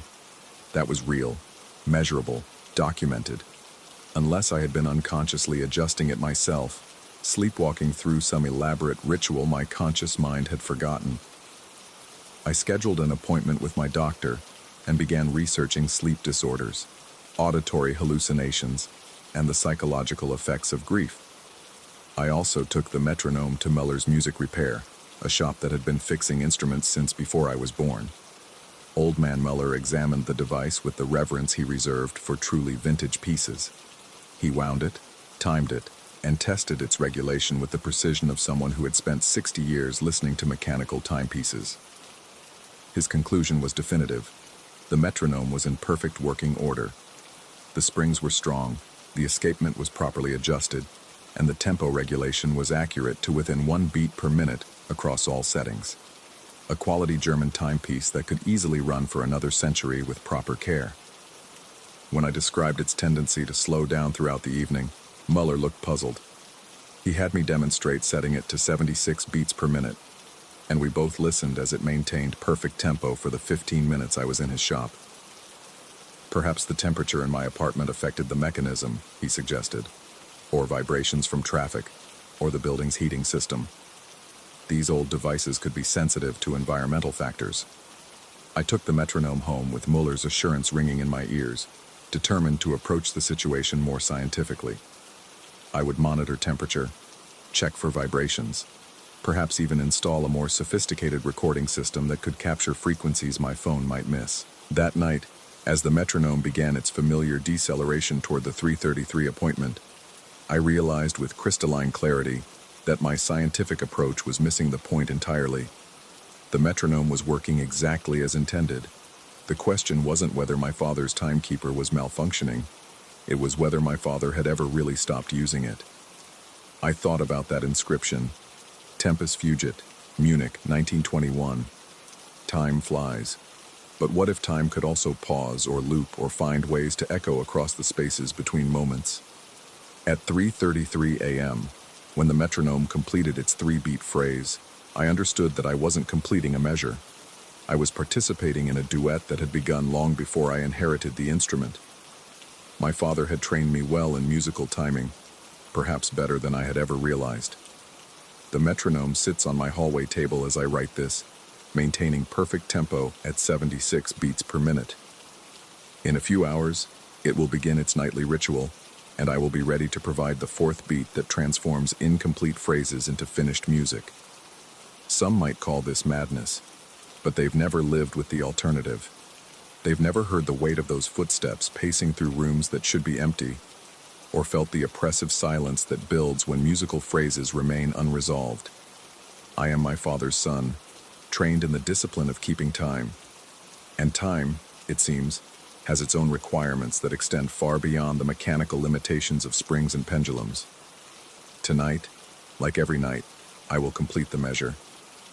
Because the alternative, the heavy footsteps, the endless pacing, the sense of something waiting in the spaces between beats, is a rhythm I am not prepared to dance to. The metronome ticks steadily beside me as I write, marking time with mechanical precision. But I know that precision is an illusion. Time is far more flexible than we imagine, and music has power that extends beyond the audible range of human hearing.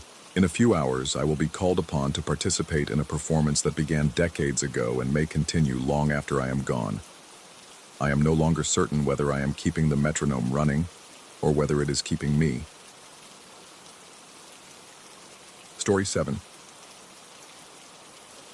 The fluorescent lights above the gas pumps hummed with that particular frequency that seemed to burrow into your skull and nest there. I'd been driving for 6 hours straight, my eyes burning from the hypnotic rhythm of white lines disappearing under my headlights, when the fuel gauge finally forced me to acknowledge what I'd been dreading. I needed to stop.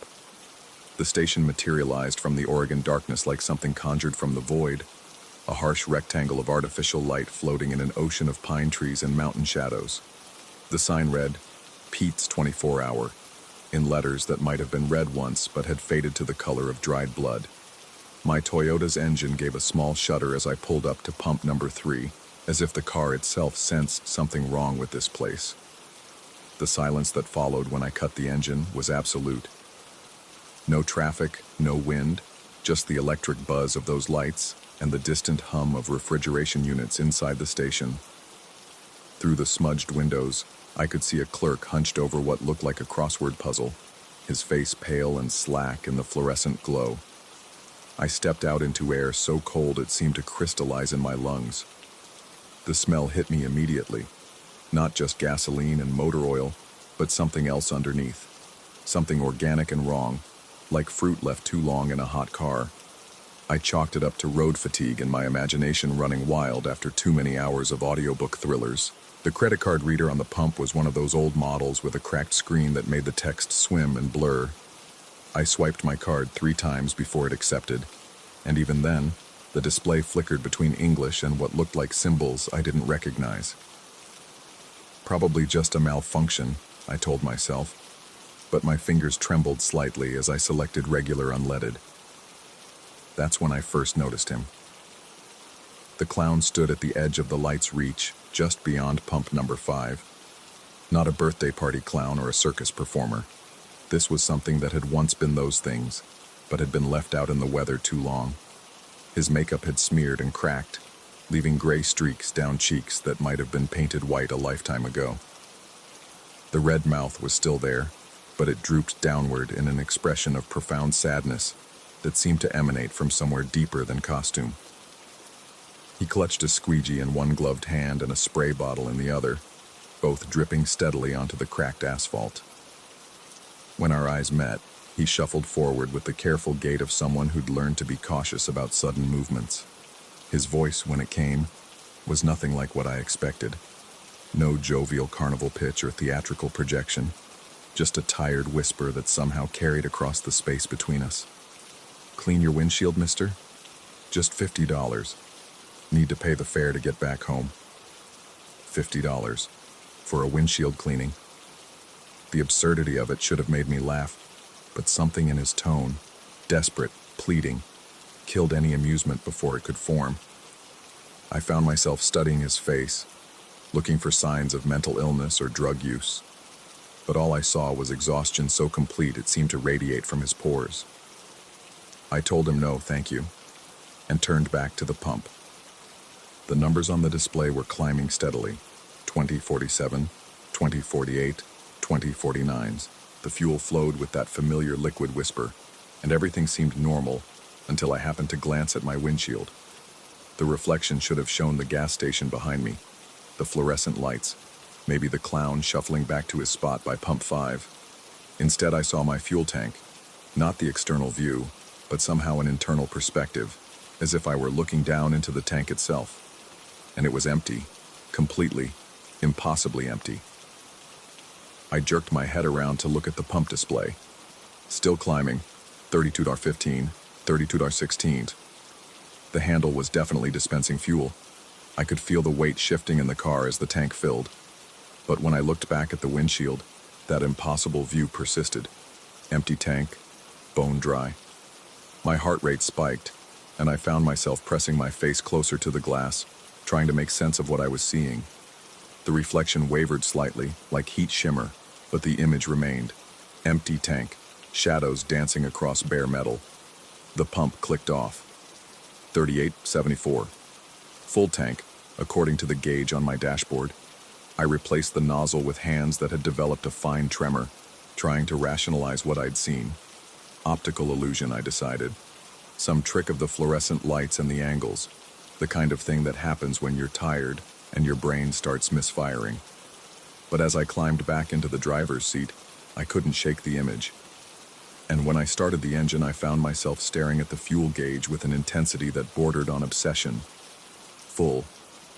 The needle sat squarely on the F, just where it should be. I'd made it perhaps 2 miles down the highway when I saw him again. The headlights picked him out of the darkness like a stage spotlight finding its mark. He stood on the narrow shoulder, still clutching that squeegee, his thumb extended in the universal gesture of a hitchhiker. The sight of him there, miles from the gas station, made no sense. I'd left him behind, seen him in my rearview mirror growing smaller until the darkness swallowed him. But there he was. I pressed harder on the accelerator, telling myself it couldn't be the same person. Lots of people probably dressed as clowns in Oregon. Maybe it was some kind of local tradition, or a late Halloween thing that had gotten out of hand. The speedometer climbed past 70, past 75, and the figure fell behind once more. 5 miles later, he appeared again. This time he stood directly on the yellow line, facing my oncoming headlights with arms spread wide. I had to brake hard and swerve into the opposite lane to avoid him, my heart hammering against my ribs like a caged bird. In the split second as I passed, I caught a glimpse of his face in the side mirror. That same expression of profound sadness, but now mixed with something that might have been accusation or hunger. I found a turnout and pulled over, hands shaking so badly I could barely manage the steering wheel. This was impossible. People don't teleport along highways. There had to be an explanation. Multiple clowns, or I was more tired than I thought, or the stress of the long drive was making me hallucinate. But even as I tried to convince myself, I found my eyes drawn to the fuel gauge, still full.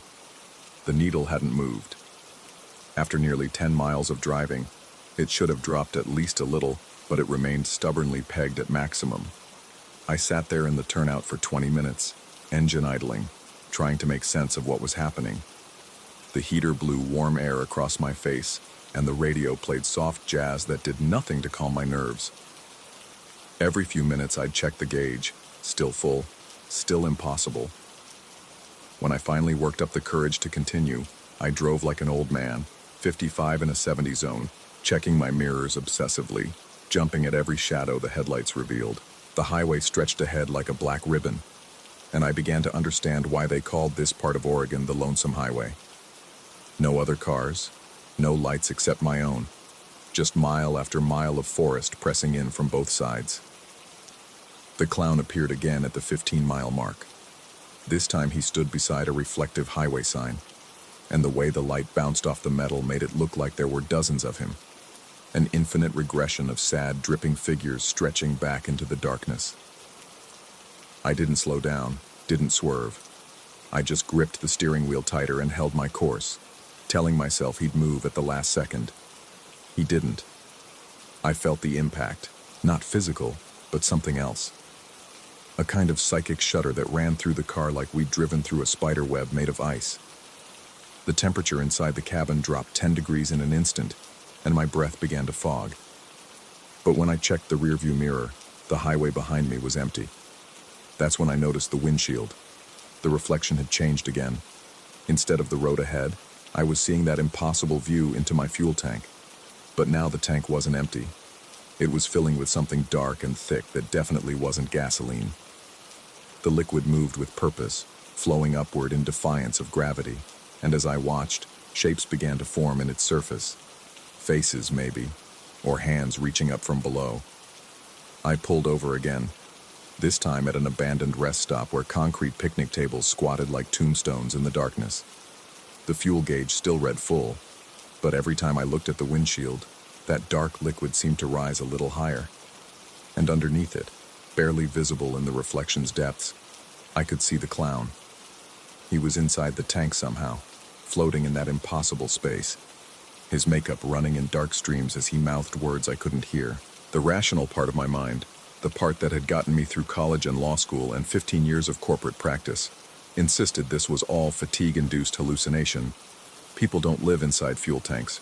Clowns don't teleport along highways. Reflections don't show impossible things. But the part of me that still remembered childhood nightmares and things that went bump in the night whispered different truths. It reminded me of stories I'd heard about this stretch of highway. Travelers who disappeared, cars found abandoned with full tanks and no trace of their drivers. Local legends about things that lived in the forests, things that fed on desperation and loneliness, and the particular vulnerability that comes from being alone on a dark road at 3 in the morning. I tried starting the car. The engine turned over immediately, smooth as silk. But the moment I put it in drive, the reflection in the windshield began to change again. The dark liquid was rising faster now, and I could see the clown more clearly.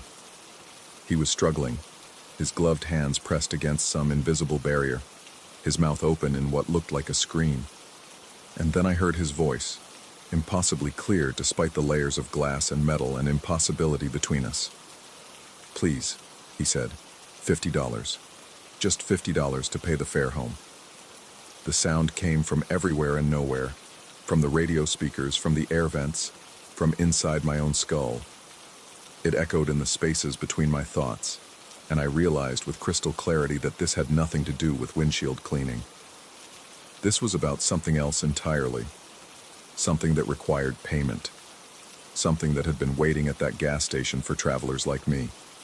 I fumbled for my wallet with fingers that felt numb and foreign. $50, 2 20s, and a 10. Such a small amount, really. What was $50 against the vast emptiness of this highway, against the certainty that if I tried to drive away again, the fuel would disappear completely and leave me stranded in this nowhere place between the mountains and the dark? But even as I counted the bills, another voice spoke up from the rational corner of my mind. If I gave him the money, if I acknowledged whatever this was, wouldn't I be confirming that it was real? Wouldn't I be stepping across some line that, once crossed, could never be uncrossed? I sat there in the abandoned rest stop, bills trembling in my hands, staring at the impossible reflection in my windshield. The clown floated in that dark space, waiting. The fuel gauge held steady at full while the tank in the reflection emptied and filled with things that shouldn't exist. And I realized that the real horror wasn't the choice between paying or driving on phantom fuel. The real horror was that I would never know which choice was right.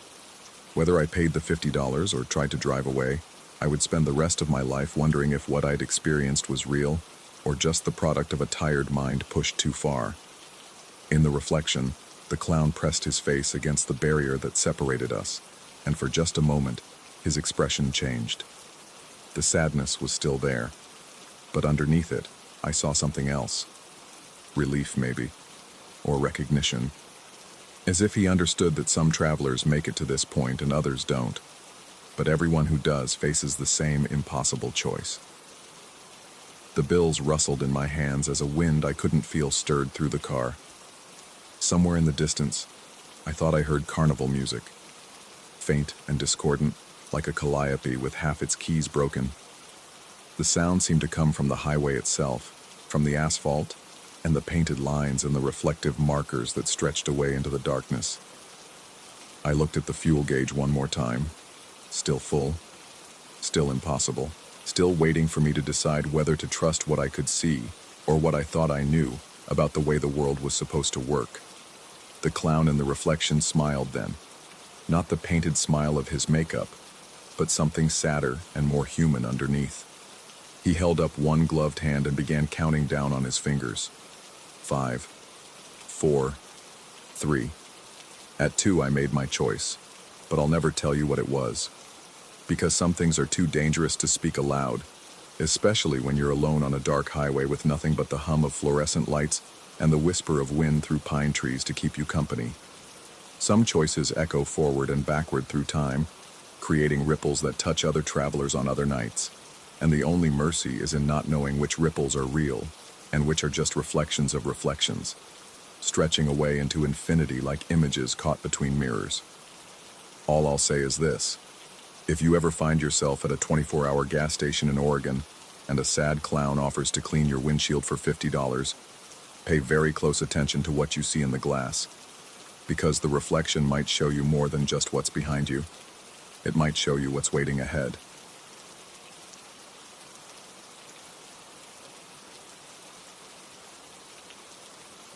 Story 8.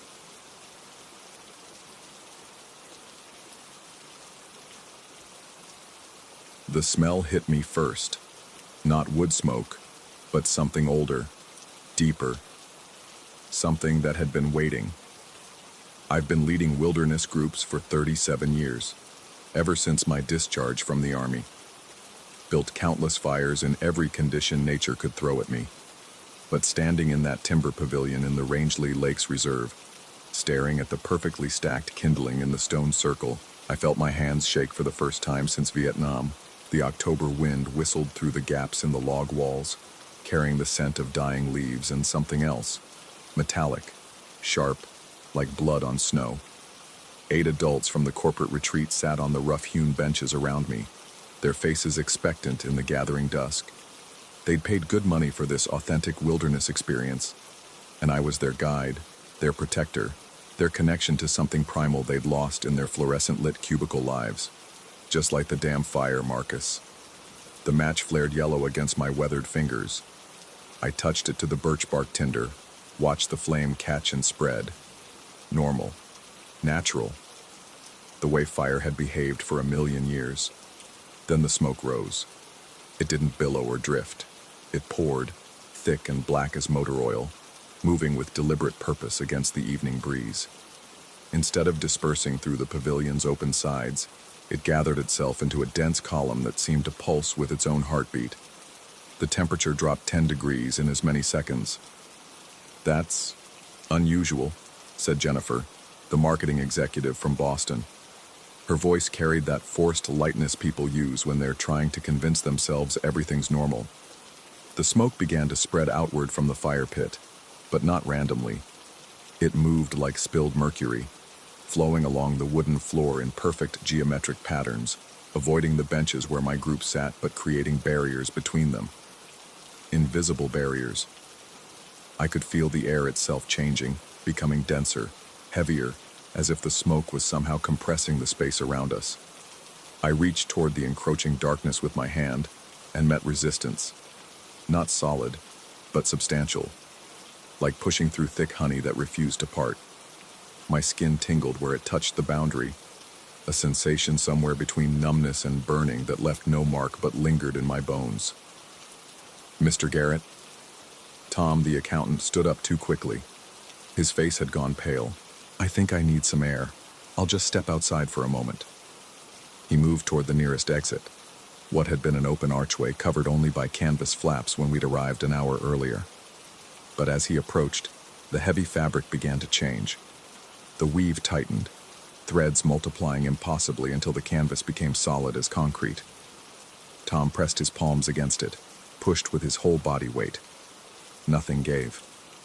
"Try the other exit," I said, keeping my voice level even as ice water flooded my veins.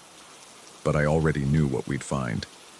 The pavilion had 4 entrances, all now sealed by canvas that had transformed into something else entirely. The smoke continued its methodical advance, creating a perfect circle around the fire pit, with a radius of maybe 12 feet. My group, my responsibility, pressed closer together on the benches as their safe space contracted. The boundary was absolute. Where the smoke touched, the air itself became impenetrable. I've seen psychological breaks before: combat stress, altitude sickness, hypothermia-induced hallucinations. But this was different. Too coordinated, too real. 8 people don't share the exact same delusion simultaneously, do they? "Everyone stay calm," I announced, though my own heart hammered against my ribs. "We'll figure this out." But as the words left my mouth, I realized something that made my blood freeze. The fire needed fuel to maintain the smoke, and the smoke was the only thing keeping us safe from... what? I didn't know, but every instinct honed by decades in the wilderness screamed that the darkness beyond our shrinking circle was hostile. I began feeding more wood to the flames, methodically working through our supply. The smoke responded, maintaining its barrier but demanding constant tribute. The fire would need to burn until dawn, 8 hours minimum. I calculated our wood supply, maybe 6 hours if I was careful. Not enough. "Sarah, you worked construction, right?" I asked the redhead from Seattle. She nodded. "Help me break down those benches. Quietly, we need fuel." As we worked, I watched my group's faces in the dancing firelight. Jennifer kept checking her phone, though we all knew there was no signal this deep in the reserve. Tom paced within our confined space like a caged animal, his breathing shallow and rapid. Dr. Morrison, the psychiatrist from Portland, observed everything with clinical detachment that was somehow more unsettling than panic would have been. The older woman, Margaret, sat perfectly still with her eyes closed, lips moving in what might have been prayer. The 2 brothers from New Hampshire whispered to each other in voices too low to understand. And Sarah kept glancing toward the smoke barrier with an expression I'd seen before. The look of someone considering whether a dangerous gamble was worth the risk. "Don't even think about it," I told her. "Think about what?" "Testing the boundary. I can see it in your eyes." She looked away, but I caught her stealing another glance at the smoke wall. The barrier rippled slightly as if responding to her attention. Hours passed. The fire devoured our fuel steadily, and I fed it everything I could find. Benches, loose floorboards, anything that would burn. But the pile shrank relentlessly, and with it, my confidence that we'd last until morning. Then I started noticing things that shouldn't have been there. A child's handprint in the soot near the fire pit, too small to belong to any of us. Scratches in the wooden walls that formed patterns almost like letters, almost like words in a language I didn't recognize. The sound of breathing that didn't match the rhythm of anyone in our group. "Do you hear that?" Tom asked suddenly. He'd stopped pacing and stood frozen, head cocked like a hunting dog. We all listened. Beneath the crackle of flames and the whisper of wind through the trees outside, something else moved in the darkness beyond our barrier. Footsteps. Slow, deliberate, circling the pavilion like a predator testing a fence. Not real, I told myself. Stress hallucination. Fear response. But the footsteps grew more distinct, accompanied now by a wet, dragging sound, as if something injured was pulling itself along the outer walls. The smoke barrier darkened, became more opaque, but I could still sense movement beyond it, shapes that didn't quite resolve into anything recognizable. Dr. Morrison spoke for the first time in hours. Mass hysteria is a documented phenomenon. 8 people under extreme stress, isolated environment, unusual circumstances. Our minds are creating explanations for things we don't understand. His words made sense, logical, scientific. Then why could I smell decay? Why did the temperature keep dropping despite the roaring fire? Why did the scratches on the walls seem to move when I wasn't looking directly at them? I added the last broken piece of bench to the flames. 3 hours until dawn, and no fuel left except the floorboards beneath our feet. If I started pulling those up, we'd be standing on bare earth, and something told me that would be very, very bad. Marcus. Margaret's voice was barely a whisper. Her eyes were still closed, but tears streamed down her weathered cheeks. They're waiting. Who's waiting? The ones who built this place. The ones who've been feeding the fire for... how long now? How many nights? How many groups like us? A memory surfaced unbidden. The park ranger who'd given us directions. His strange smile when I'd mentioned the pavilion. The way he'd said it was a perfect spot for groups that need to learn about survival. The odd emphasis on certain words, as if he was sharing a private joke. I pushed the thought away, focused on practical matters, survival, leadership, keeping my people alive until morning. But doubt gnawed at me. When had I last seen the ranger station on our way in? When had we passed another car on the access road? How had we found this pavilion so easily when it wasn't marked on any of my maps? The footsteps outside stopped. Silence stretched like a held breath. Even the wind had died. In that perfect quiet, I heard something that made my sanity reel. Voices. Familiar voices. The same conversation I'd had with Sarah about breaking down the benches for fuel. The same exchange with Dr. Morrison about mass hysteria. The same whispered fears from Tom and Jennifer. But coming from outside the pavilion, our voices, our words, playing back like a recording. That's impossible, Jennifer breathed. The playback continued, cycling through hours of our trapped conversation. But wrong somehow. Distorted. Words emphasized differently, meanings shifted, as if something was learning to speak like us but hadn't quite mastered the nuances. Then I realized the voices weren't coming from outside. They were coming from each other. Tom's lips moved with Dr. Morrison's words. Sarah spoke in Jennifer's voice. Margaret's mouth formed my own phrases from hours earlier, but their eyes remained their own, wide with terror and growing recognition that something else was using their vocal cords. The fire guttered, fuel exhausted, flames dancing lower, smoke barrier beginning to thin.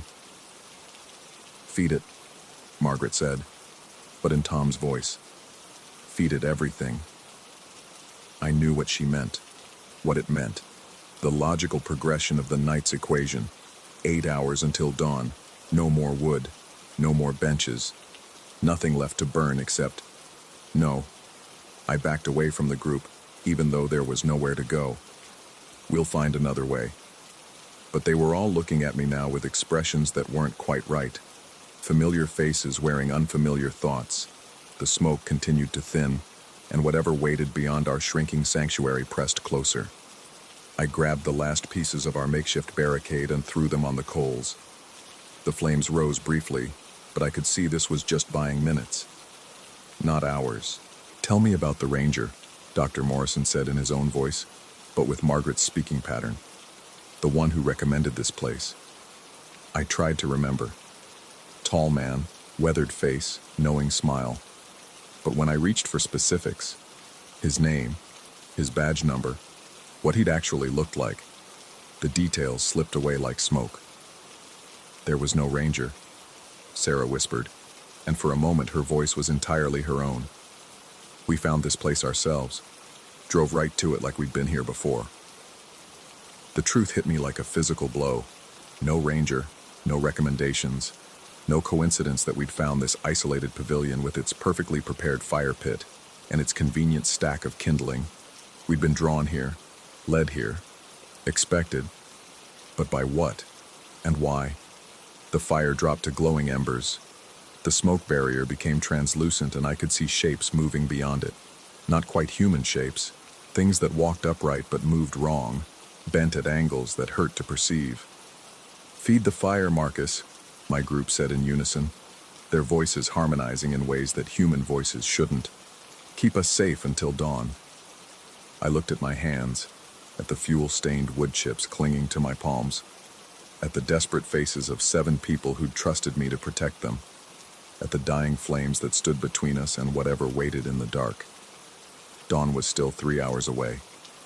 I reached for a loose floorboard, pried it up with fingers that no longer trembled, fed it to the hungry flames and watched the smoke barrier solidify once more. Bought us another hour, maybe 2. But eventually, there would be no more floor, no more wood, no more barriers between us and the patient things in the darkness. Unless... I looked at my group again, really looked at them, studied their faces in the firelight and tried to remember when I'd last seen them blink, when they'd last moved naturally, when their eyes had last reflected the flames instead of seeming to generate their own cold light. "How long have we been here?" I asked. No one answered. They just stared at me with expectant faces, waiting for me to make the choice they all knew was coming. The choice every group had to make when they found themselves in this pavilion, in this night that stretched longer than any night should. Feed the fire, keep the barrier strong, wait for dawn. But what if dawn never came? What if it only came for those who fed the flames everything they had? What if the things waiting in the darkness weren't our enemies but our relief? What if the real trap was the fire itself, the compulsion to keep it burning, the belief that safety lay in the light?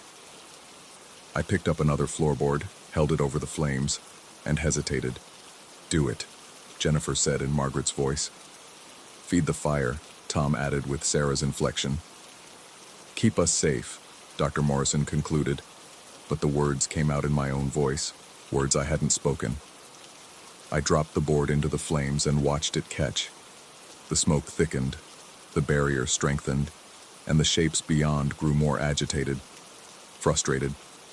But for the first time since lighting that first match, I wondered, who exactly was I keeping safe? And from what? The pavilion settled around us like a living thing finding a comfortable position. Outside, something that might have been wind began to howl, but wind doesn't form words, doesn't speak names, doesn't promise that dawn will come if only we're patient, if only we feed the fire everything we have, even ourselves. I reached for another board and tried not to think about how eager my companions had become to help me find fuel, how their eyes tracked my every movement, how they watched the fire with the hungry attention of things that had been waiting a very long time for someone to take their place. The smoke curled higher, and in its patterns I thought I could see faces. Previous groups, previous guides, previous nights when someone had stood where I stood, making the same terrible choice between the darkness outside and the patient flames within. I fed the fire, and it grew stronger. And somewhere in the sound of burning wood, I heard the whisper of my own voice promising the next group that they'd be safe here, that all they had to do was keep the fire burning. Until dawn. Story 9. The dashboard clock glowed 3:47 a.m. when I first saw her hanging from the pedestrian bridge. I'd been driving Route 9 through West Virginia for 6 hours straight, my eyes burning from the endless stretch of asphalt that seemed to swallow my headlights whole. Coffee had stopped working 2 truck stops ago, but I needed to reach Charleston by dawn. The quarterly sales figures weren't going to present themselves, and Morrison's patience had already worn thin after my last delayed arrival. The mountain roads carved through darkness so complete it felt almost solid, a black mass that pressed against my windshield and crept along the edges of my peripheral vision. My high beams cut through the void like surgical instruments, revealing only what they chose. A guardrail here, a reflective road sign there, the occasional deer's eyes glowing like distant stars before vanishing into the underbrush. That's when I saw the silhouette. She hung perfectly still from the center of the pedestrian bridge ahead, a dark shape suspended against the slightly less dark sky. My foot found the brake pedal before my mind fully processed what I was seeing. The car slowed, engine whining in protest, as my pulse hammered against my eardrums. Every rational part of my brain screamed that I should call for help, but my hands remained locked on the steering wheel. The figure swayed gently in what must have been a breeze I couldn't feel, a pendulum marking time in the suffocating silence. As I drew closer, details emerged with surgical clarity. The way her head tilted at an unnatural angle, how her feet pointed downward into empty air, the rope that caught and reflected my headlights in thin, silver lines. My thumb found the high beam switch. The additional light transformed everything. What I'd taken for a hanging body was nothing more than reflective tape, perhaps safety ribbon from some construction project, tied to the bridge's guardrail. It caught the light and threw it back in patterns that had fooled my exhausted mind into seeing human form where none existed. The relief that flooded through me was so intense it left me lightheaded. I pressed the accelerator and continued beneath the bridge, chuckling at my own paranoia. The radio had been playing static for the last hour, and I reached over to switch it off, preferring the engine's steady hum to the white noise that seemed to scratch at the inside of my skull. That's when I glanced in the rearview mirror. The ribbon hung there, swaying gently from my mirror's mounting bracket. The same reflective tape that had been tied to the bridge guardrail now dangled inside my car, catching the green glow of my dashboard lights and throwing fractured patterns across the ceiling. I pulled over so hard the tires squealed against asphalt. My heart was doing something irregular, a stuttering rhythm that made my chest tight. I reached for the ribbon with a trembling hand, but stopped just short of touching it. The material looked exactly like what I'd seen on the bridge. The same width, the same silver threading, even what appeared to be the same frayed edge where it had been cut. This was impossible. I'd driven straight through without stopping. My windows were up, doors locked. There was no conceivable way for anything to get from the bridge into my car, yet here it was. Concrete evidence that something had happened that my rational mind couldn't process. I looked back toward the bridge, but the road curved away into darkness. Even if I wanted to return and verify what I'd seen, the narrow mountain highway offered no place to turn around for miles. The only option was forward, deeper into whatever West Virginia had waiting for me. I started driving again, but kept glancing at the ribbon. It moved with the car's motion, but there was something wrong with how it swayed. Physics said it should respond to acceleration and braking, shifting with the vehicle's momentum. Instead, it moved independently, following patterns that made no sense, sometimes perfectly still during sharp turns, other times swinging wildly while I drove straight stretches at constant speed. The road began to change. At first, the alterations were subtle. A curve that seemed sharper than I remembered from the drive down 3 weeks ago. A bridge that appeared where my memory insisted there had been an overpass.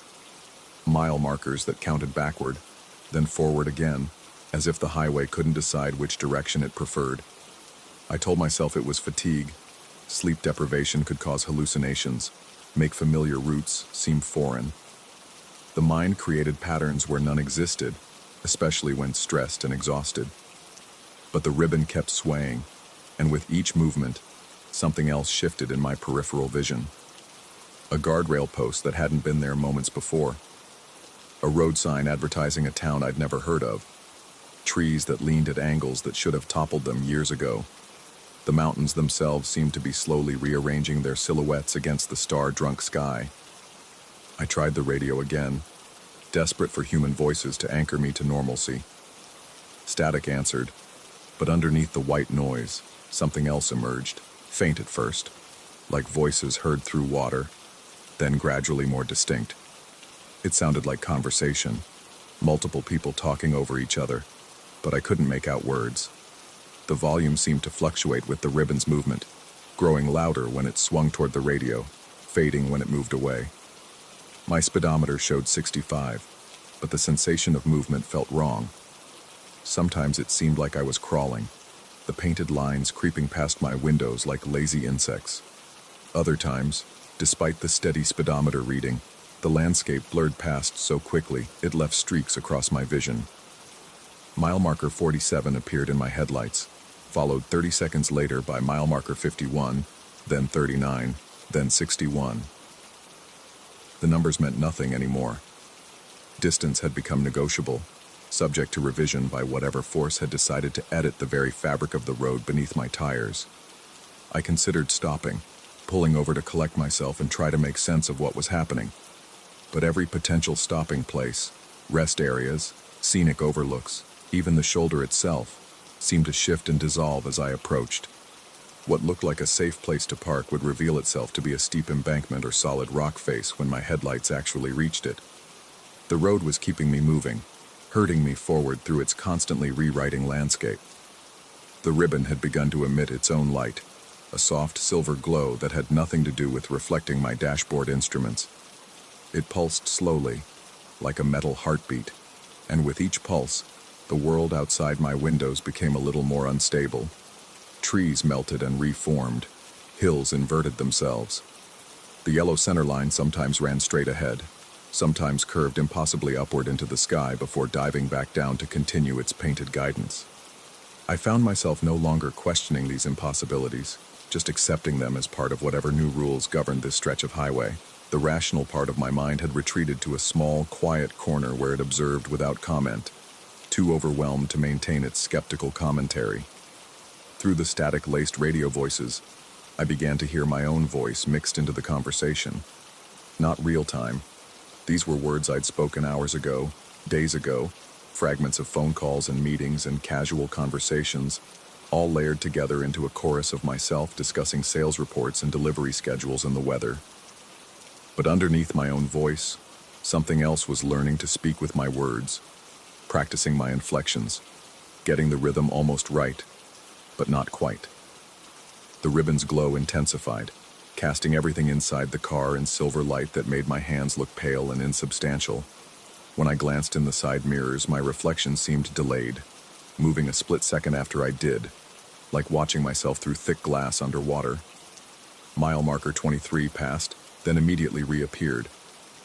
I was caught in a loop, some segment of highway that folded back on itself while maintaining the illusion of forward progress. But even as I recognized the pattern, it broke apart and reformed into something new. The road stretched endlessly ahead, no longer bothering to provide mile markers or other familiar landmarks. I realized with crystalline clarity that I was no longer driving on Route 9 through West Virginia. I wasn't sure I was driving through West Virginia at all. The landscape outside had become something else entirely. A geography assembled from borrowed pieces of reality, stitched together with silver thread that caught and held light from sources that didn't exist. My gas gauge still read half full, exactly where it had been when I'd first seen the ribbon on the bridge. Time had also become negotiable, subject to revision. The dashboard clock still showed 3:47 a.m., as if this moment had been stretched and extended indefinitely, a single minute that refused to become the next. The voices from the radio had multiplied, overlapping conversations in languages I didn't recognize, punctuated by my own voice speaking words I didn't remember saying. The silver ribbon pulsed faster now, keeping time with my accelerated heartbeat, and I understood with the logic of dreams that it was somehow conducting this symphony of impossible geography. I was being led somewhere, guided along routes that existed only while I traveled them.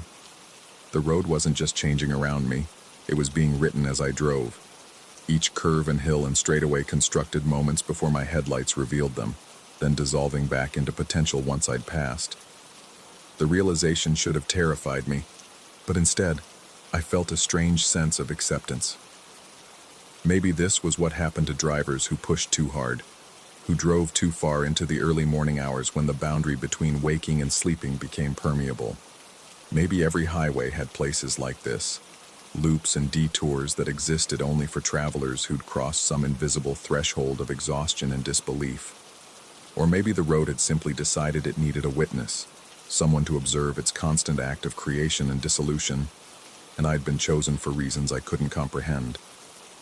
The ribbon swayed gently in its silver light, no longer just reflected tape but something alive, something that had learned to mimic the appearance of ordinary objects while serving as an anchor point for extraordinary transformations. It had followed me from the bridge, or perhaps I had followed it, and now we were traveling together through a West Virginia that existed only in the space between one heartbeat and the next. My headlights continued to carve tunnels through darkness that rearranged itself behind me, and I drove on through the rewriting road, no longer certain whether I was the driver or simply another element being edited into the landscape, guided by silver threads that connected impossible destinations through the fluid geometry of a highway that had learned to dream. The clock still read 3:47 a.m., and somewhere ahead, Charleston waited with its morning meetings and quarterly reports, existing in a version of reality I was no longer sure I knew how to reach.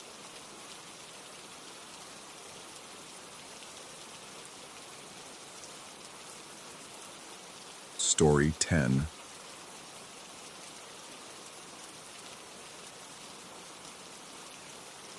The Powell Hyde line shouldn't have been running at 2:47 a.m. I knew this because I'd checked my watch 3 times while waiting at the deserted platform, each glance confirming what my rational mind already understood. Cable cars in San Francisco shut down well before midnight. Yet here I stood, briefcase clutched in one sweaty palm, listening to the unmistakable clank and groan of metal wheels grinding against steel tracks as something approached through the fog-shrouded darkness.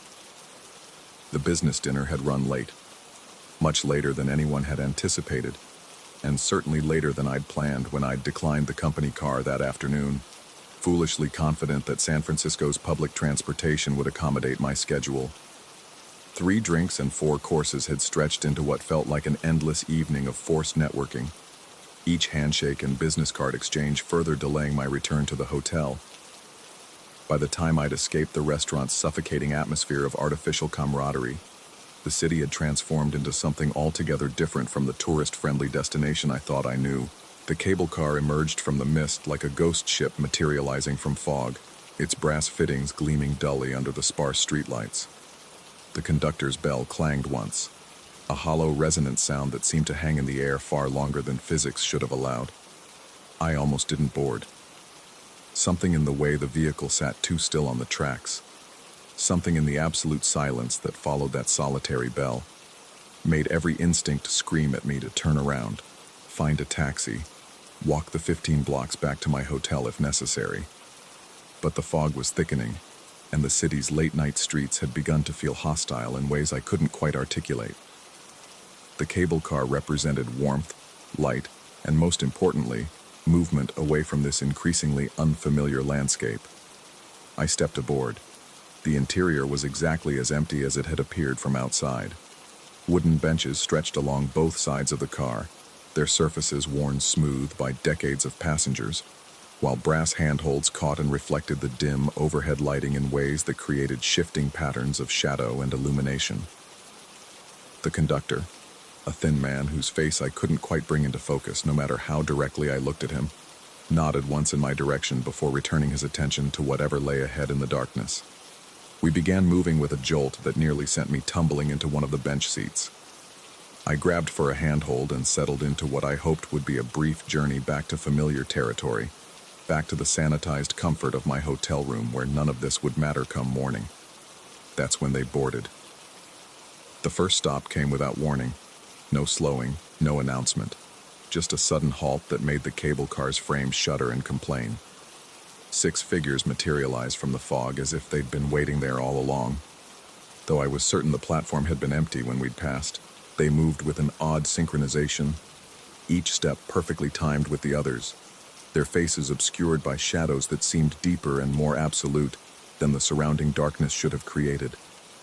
They spoke as they settled into seats across from me, their voices weaving together in a language I couldn't identify. Not Spanish, though we were in California. Not any variety of Chinese, despite San Francisco's demographics. The sounds they made seemed to exist somewhere between consonants and vowels, creating syllables that my ears couldn't quite process into recognizable patterns. Each wore identical clothing, dark coats, dark trousers, dark shoes, but it was the scarves that drew my attention.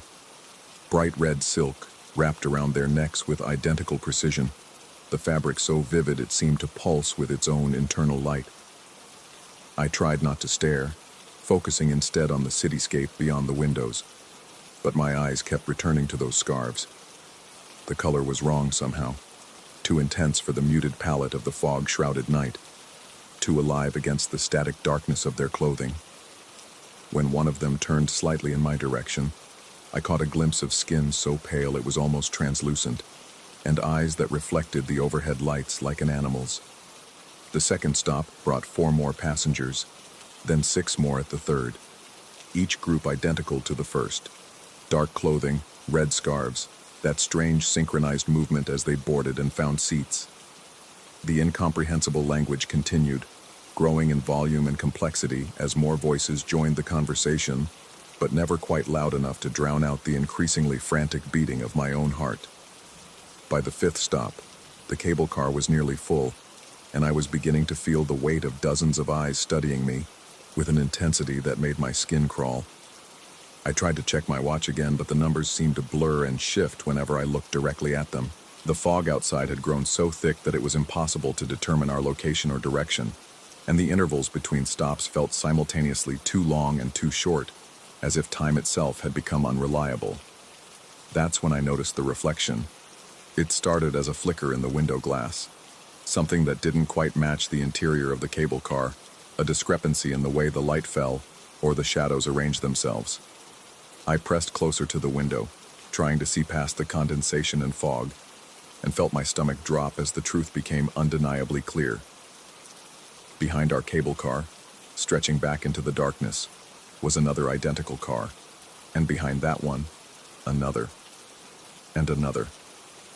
An infinite procession of cable cars, each one a perfect replica of the vehicle I currently occupied, each one filled with the same dark-clothed figures wearing the same red scarves, each one carrying what appeared to be the same bewildered businessman clutching the same briefcase. I rubbed my eyes, certain that fatigue or alcohol or simple stress was creating hallucinations. But when I looked again, the vision had only become clearer. Car after car stretched back into the fog, a chain of identical moments repeating infinitely behind us, like reflections in a hall of mirrors. In each subsequent car, I could see myself, sometimes sitting where I currently sat, sometimes standing, sometimes pressing his face to the window just as I was doing now. But as my eyes adjusted to the strange perspective, I began to notice the differences. The version of myself in the second car appeared older, his hair slightly grayer, his shoulders more stooped. The one in the third car was older still and wore clothes that seemed somehow outdated, as if decades had passed between one car and the next. Each successive version of myself showed more age, more wear, more resignation in his posture, and each wore a red scarf. The realization hit me like ice water in my veins. In every car behind us, every version of myself, no matter how old, no matter how changed, wore the same vivid red scarf as the other passengers.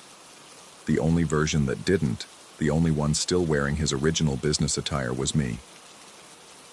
The me sitting in this car at this moment, in what I suddenly understood might be the very first car in an infinite chain of repetition.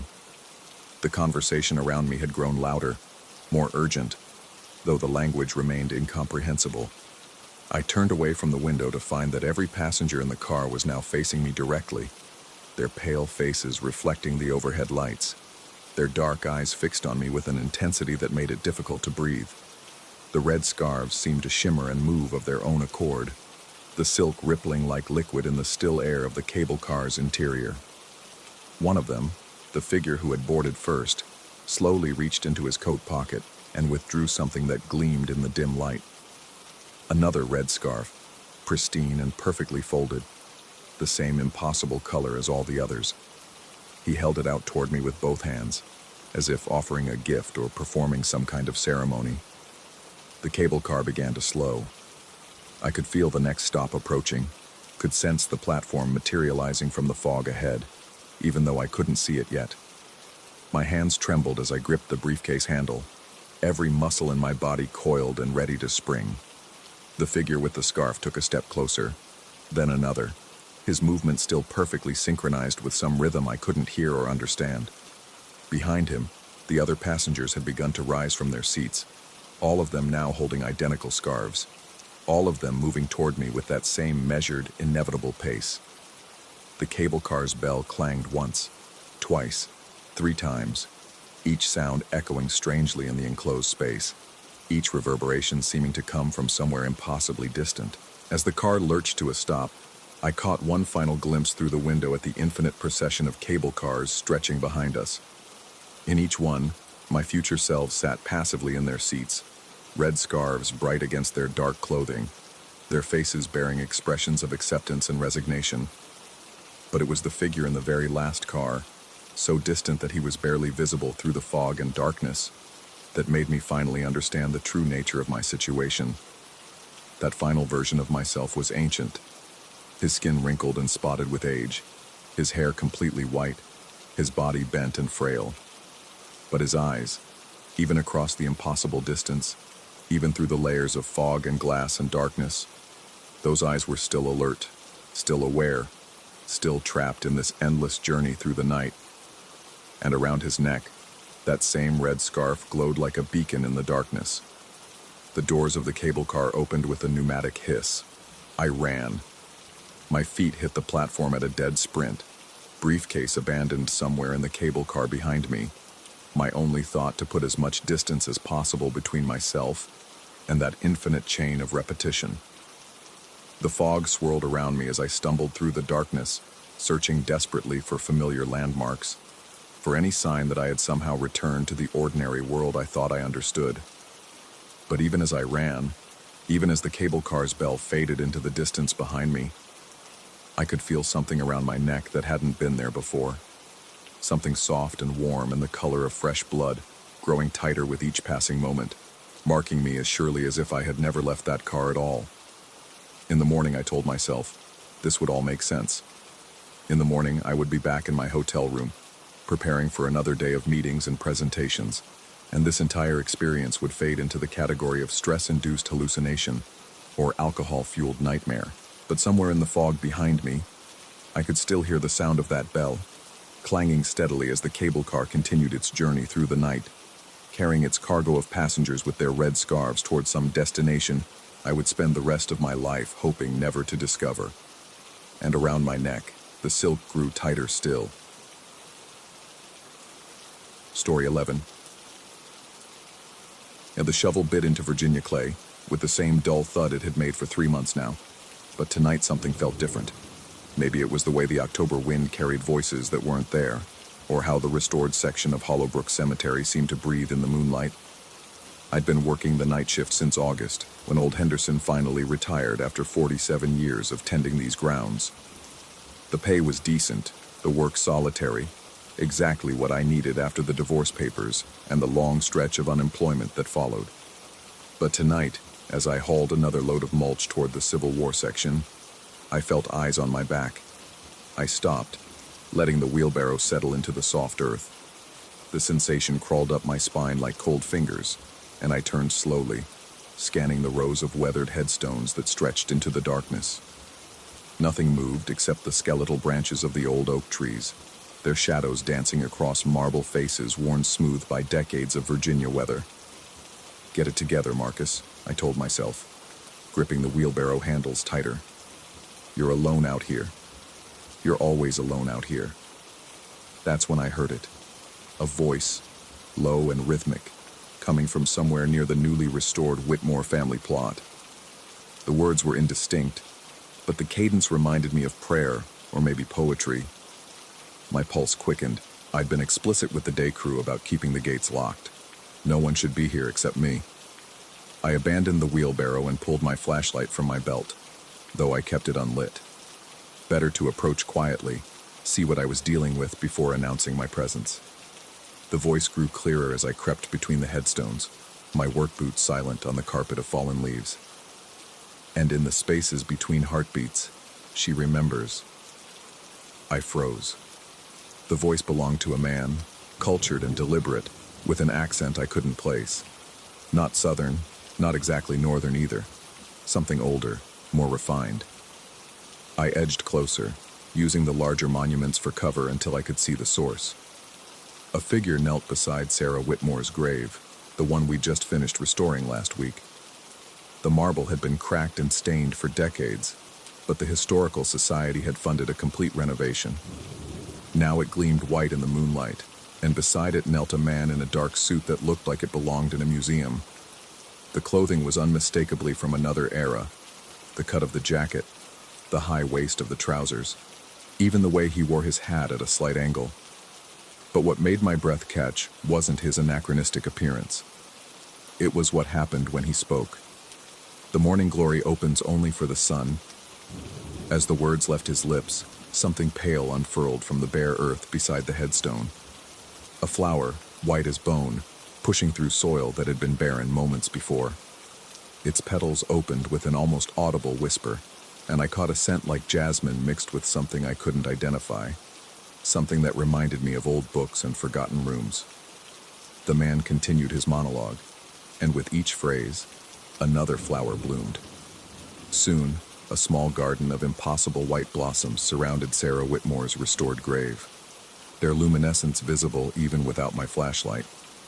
My rational mind scrambled for explanations. Some kind of performance art? A grief-stricken relative with a flair for the dramatic and really good timing? But the flowers were real. I could see their shadows, smell their perfume on the night air.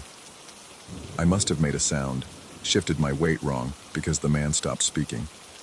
The silence that followed felt heavy, expectant. Slowly he turned his head toward my hiding spot, and even in the darkness, I felt his gaze find mine. "Good evening," he said, his voice carrying perfectly across the space between us. "Beautiful night for gardening, wouldn't you say?" My throat felt dry as sand. "Sir, the cemetery is closed. You're not supposed to be here." He smiled. I could see the pale flash of his teeth in the moonlight. "But neither are you, technically. After midnight, all souls are trespassing on sacred ground." I clicked on my flashlight, the beam cutting through the darkness to illuminate his face. He looked young, maybe 35, with sharp features and dark hair slicked back in a style that matched his vintage clothing. His skin was pale, almost translucent, but what struck me most were his eyes. They were kind, genuinely warm, as if he were greeting an old friend rather than being confronted by cemetery security.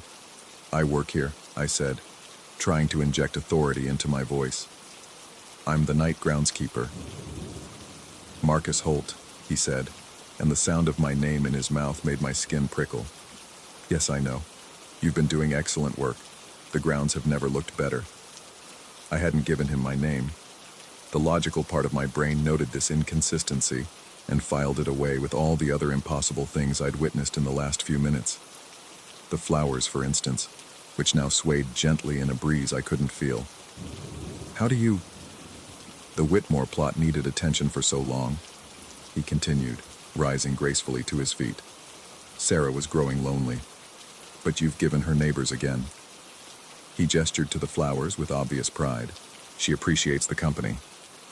That's when I noticed the headstone.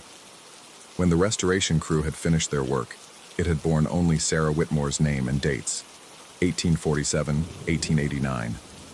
Now, in flowing script that matched the original carving perfectly, a second name appeared below hers, Thomas Whitmore, with the birth year 1851, and a death date that remained unfinished, ending in a simple dash. The impossible nature of it all crashed over me like a wave. I stumbled backward, my flashlight beam wavering, and my heel came down hard on one of the impossible flowers. The effect was immediate and devastating. The white blossom crumbled beneath my boot like ancient paper, disintegrating into ash that was immediately scattered by a wind that touched nothing else. The man's smile vanished, replaced by an expression of profound sadness. "Oh," he said quietly, "you shouldn't have done that." When I looked up from the ash at my feet, he was gone. I swept my flashlight in wild arcs, illuminating every corner of the plot, every shadow between the monuments. Nothing.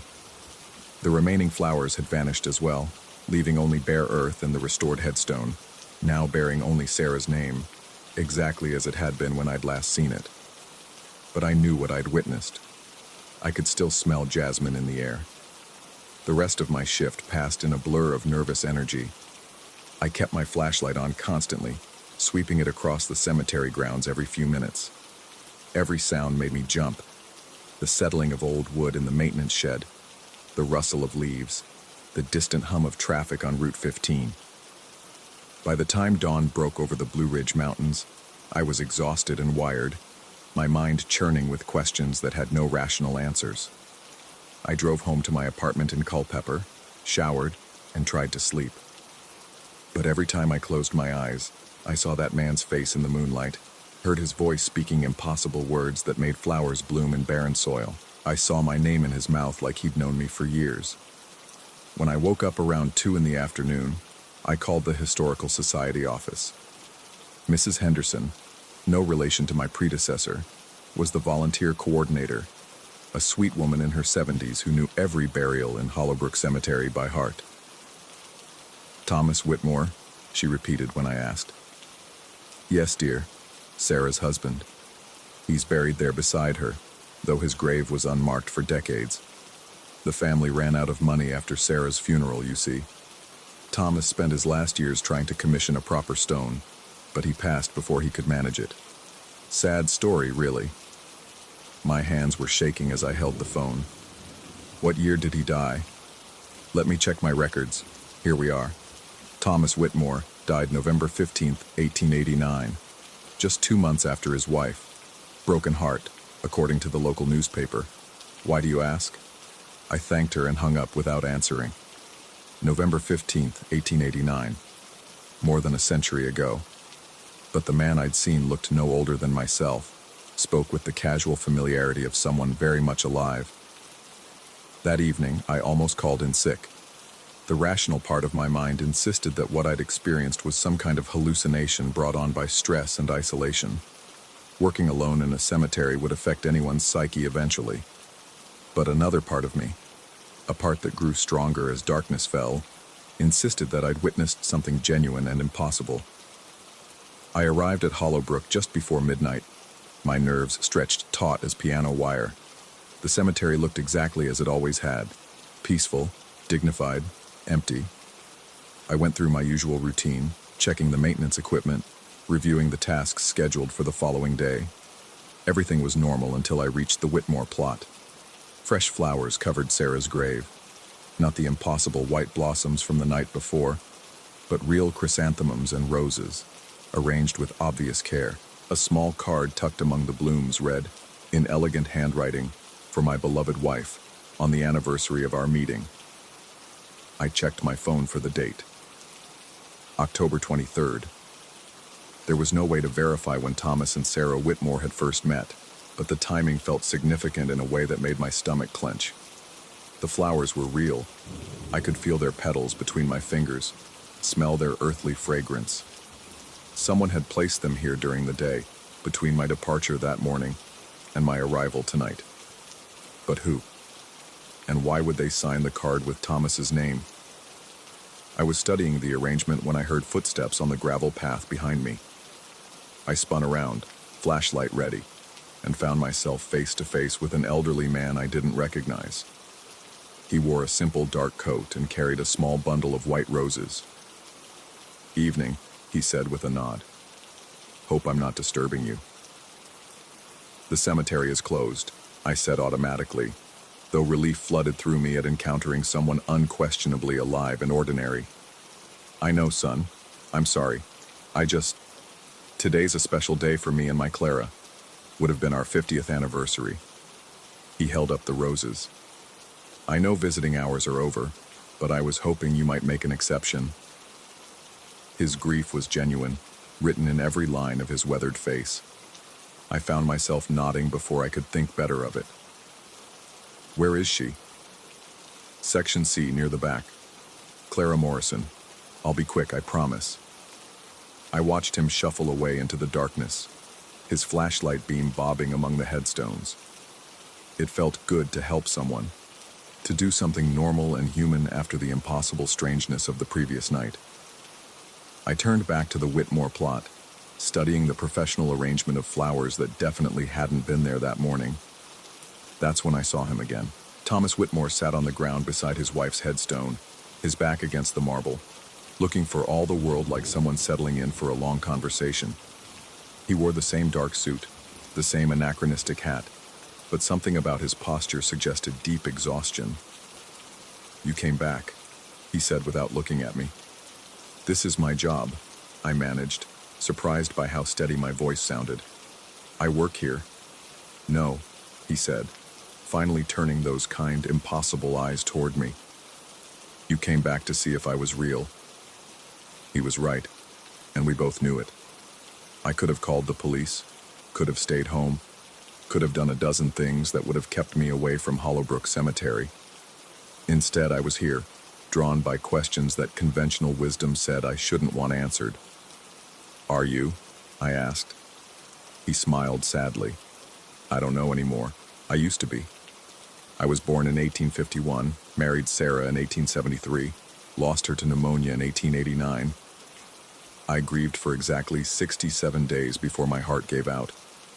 I remember dying, the pain in my chest, the feeling of everything simply stopping. I sat down on a nearby bench, my legs suddenly unreliable. But here you are. Here I am, he agreed, though I'm not entirely sure what here means anymore. I remember coming back to her grave in the spring of 1890, just after they finally managed to get a proper stone made for her. I thought I was dreaming, but the dreams kept happening. Night after night, year after year. The flowers, I said. Last night when you spoke, love, he said simply, or memory, or the space between the two. I never understood it myself. I just know that when I speak to her about the things we shared, something beautiful grows. The elderly man was walking back down the path, his visit complete. He nodded to me as he passed, and I watched him disappear through the cemetery gates. Completely ordinary, utterly normal. The kind of person who belonged in the world of the living, unlike Thomas Whitmore, who sat beside his wife's grave in a suit that had been fashionable when my great-grandfather was young, speaking calmly about his own death as if it were yesterday's weather. Why can I see you? I asked. Why now? I think, he said slowly, it's because you're between things. Not quite living, not quite something else. Divorce, unemployment, isolation. You've been drifting, haven't you? Existing without really being anywhere. His words hit closer to home than I cared to admit. Since Michelle had left, since I'd lost my job at the construction company, I'd been going through the motions of life without really participating in it. Working nights, sleeping days, avoiding the friends who reminded me of the person I used to be. Liminal spaces, Thomas continued. Places where the usual rules don't apply. Midnight cemeteries, broken hearts, empty houses. You've been living in between for months now. And that lets me see dead people? It lets you see truth, he corrected, which is sometimes the same thing. Over the following weeks, our conversations became routine.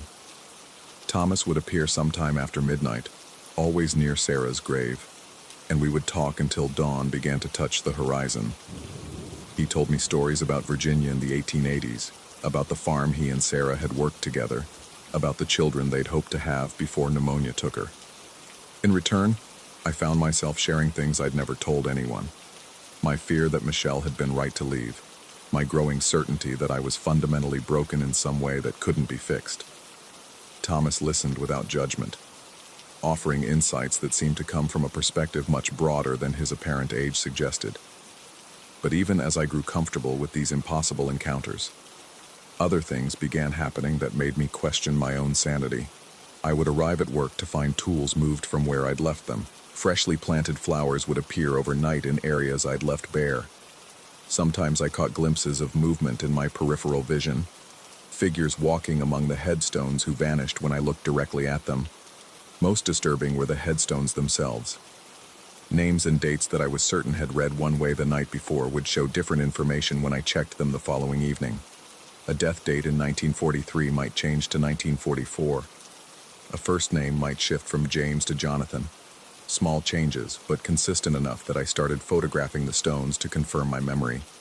The photos showed exactly what I remembered seeing originally, but the stones themselves had definitely changed. Am I losing my mind? I asked Thomas one night in November, after finding 3 more discrepancies between my photographs and the physical headstones. What makes you think there's a difference? He replied. I stared at him. Between losing my mind and what's happening here. Between what you're experiencing and what you call reality, he clarified.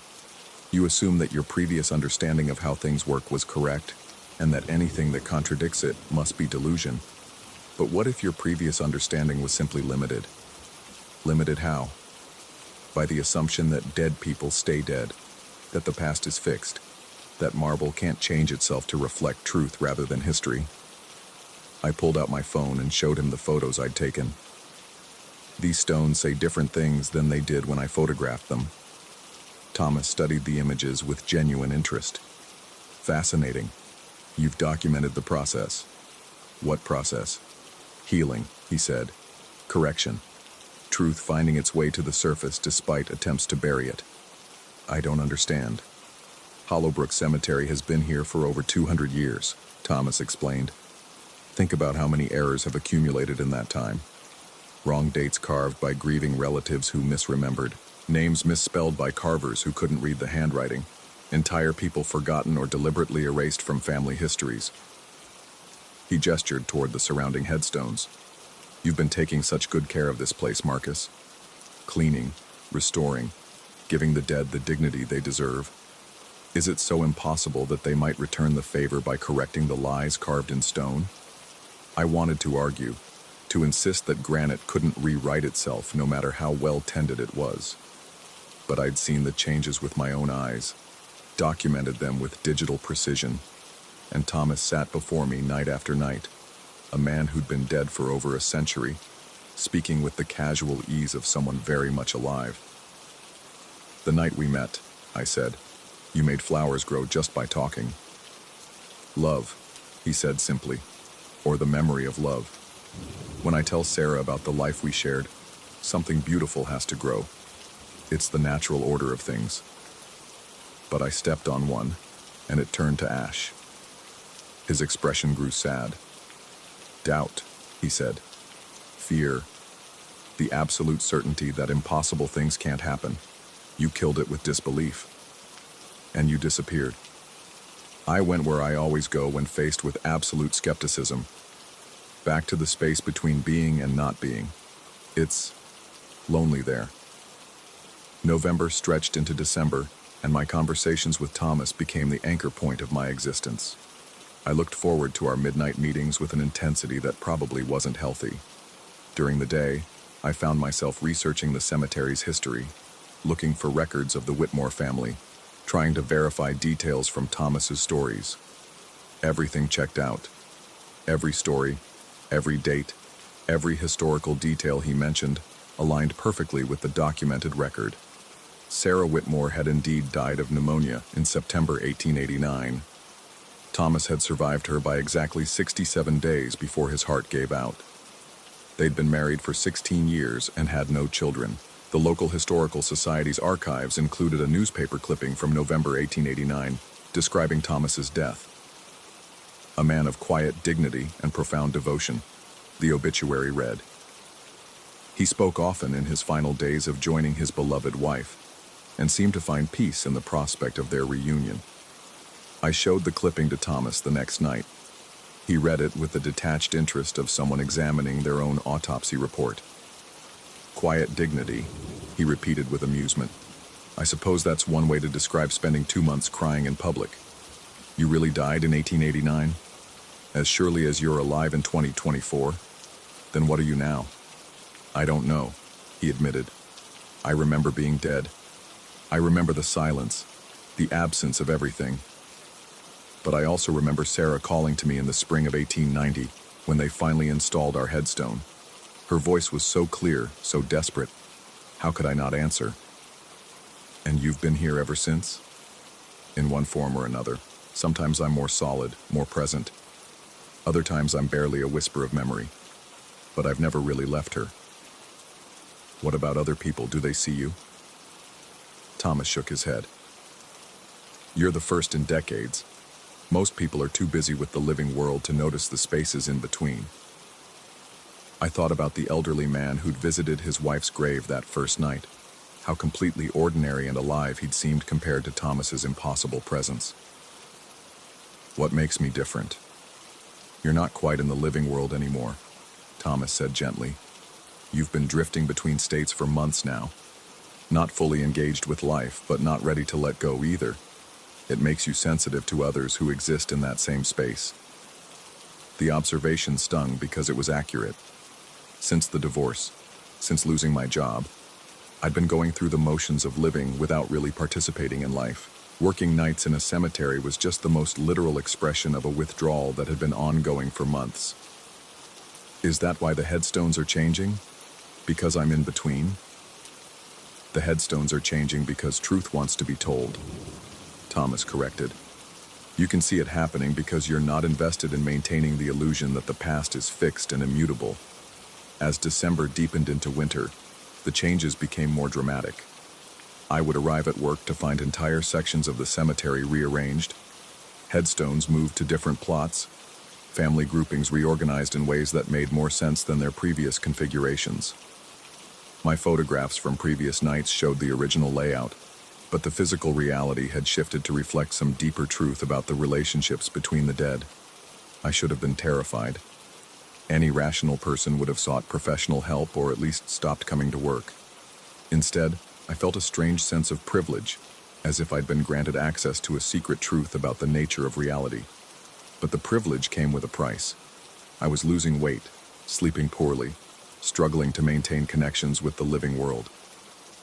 My few remaining friends expressed concern when I declined their invitations to Christmas parties or New Year's celebrations.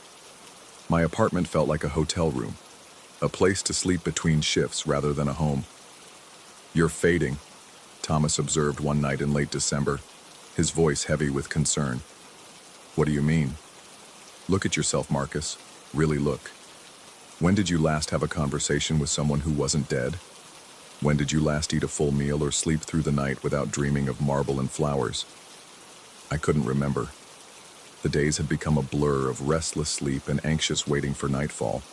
The cemetery felt more real to me than the world beyond its gates. This is what happened to me, Thomas continued. After Sarah died, I stopped engaging with life.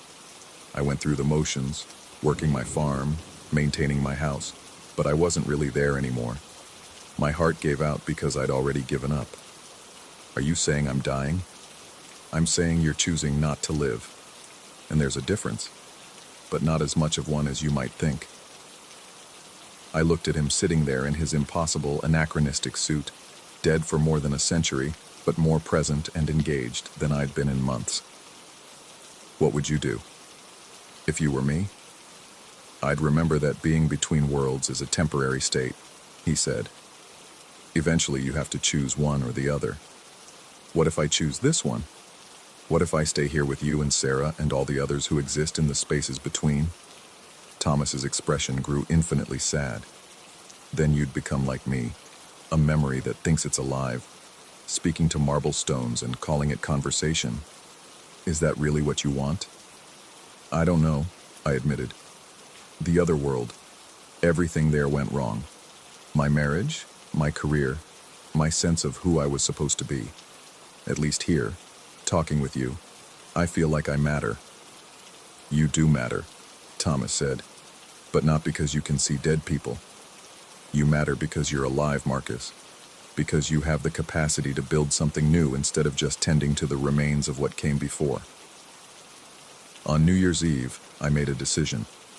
I would ask Thomas to teach me how to make flowers grow with words. If I was going to exist between worlds, I wanted to create beauty rather than just maintain what already existed. But when I arrived at Hollowbrook that night, the Whitmore plot was empty. No Thomas, no impossible flowers, nothing but the restored headstone gleaming white in the moonlight. I called his name, whispered it, shouted it into the darkness. The cemetery remained silent except for the wind through the bare branches overhead. I waited until dawn, but he didn't appear. He was gone again, and this time I understood why. I'd been presented with a choice, the living world or the space between, and I'd chosen wrongly. Thomas had withdrawn rather than enable my retreat from life.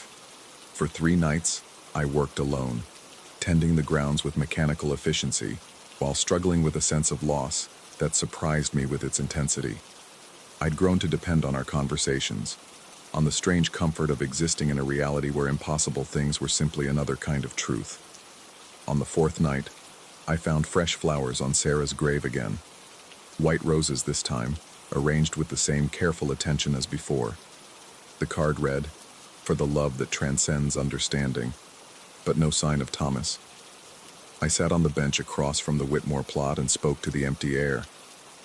I told him about my marriage, about the slow dissolution of everything I'd thought was permanent. I talked about my fears, my uncertainty about the future, my growing understanding that I'd been hiding in the cemetery as much as working in it.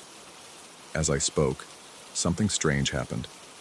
A warmth spread through my chest, not physical, but emotional, the feeling of being heard and understood.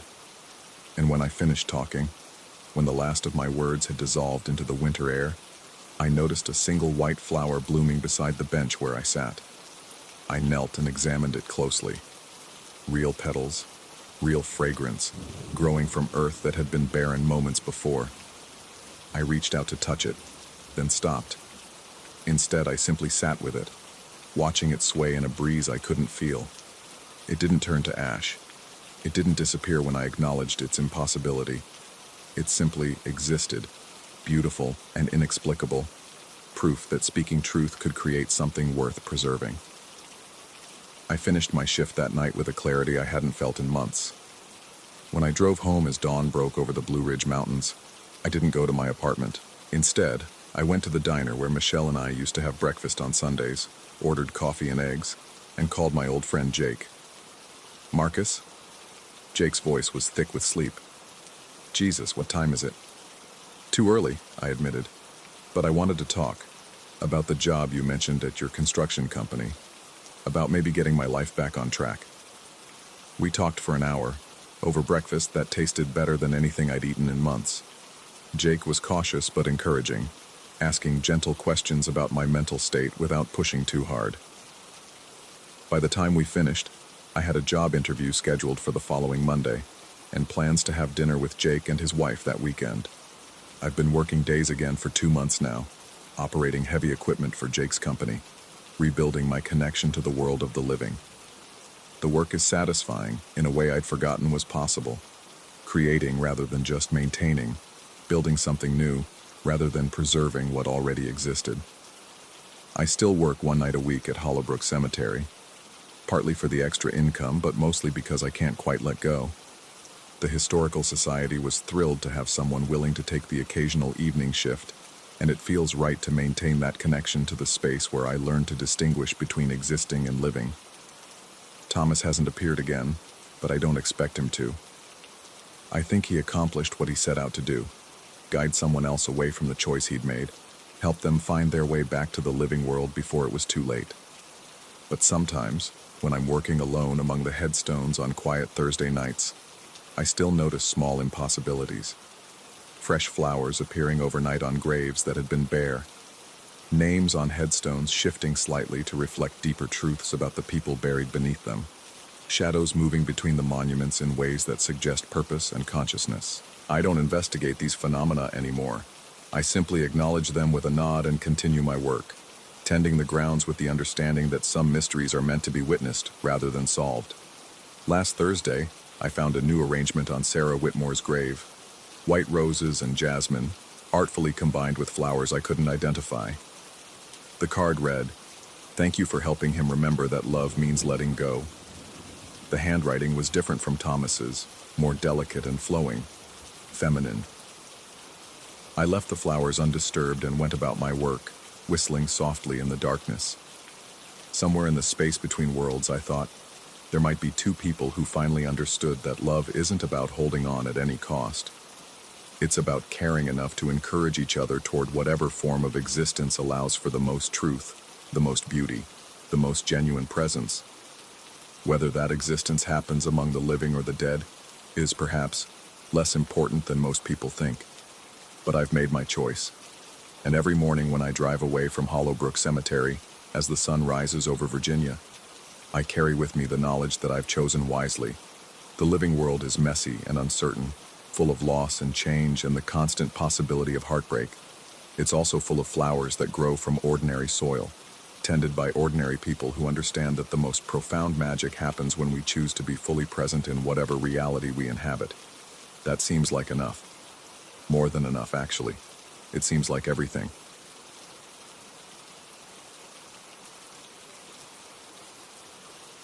Story 12.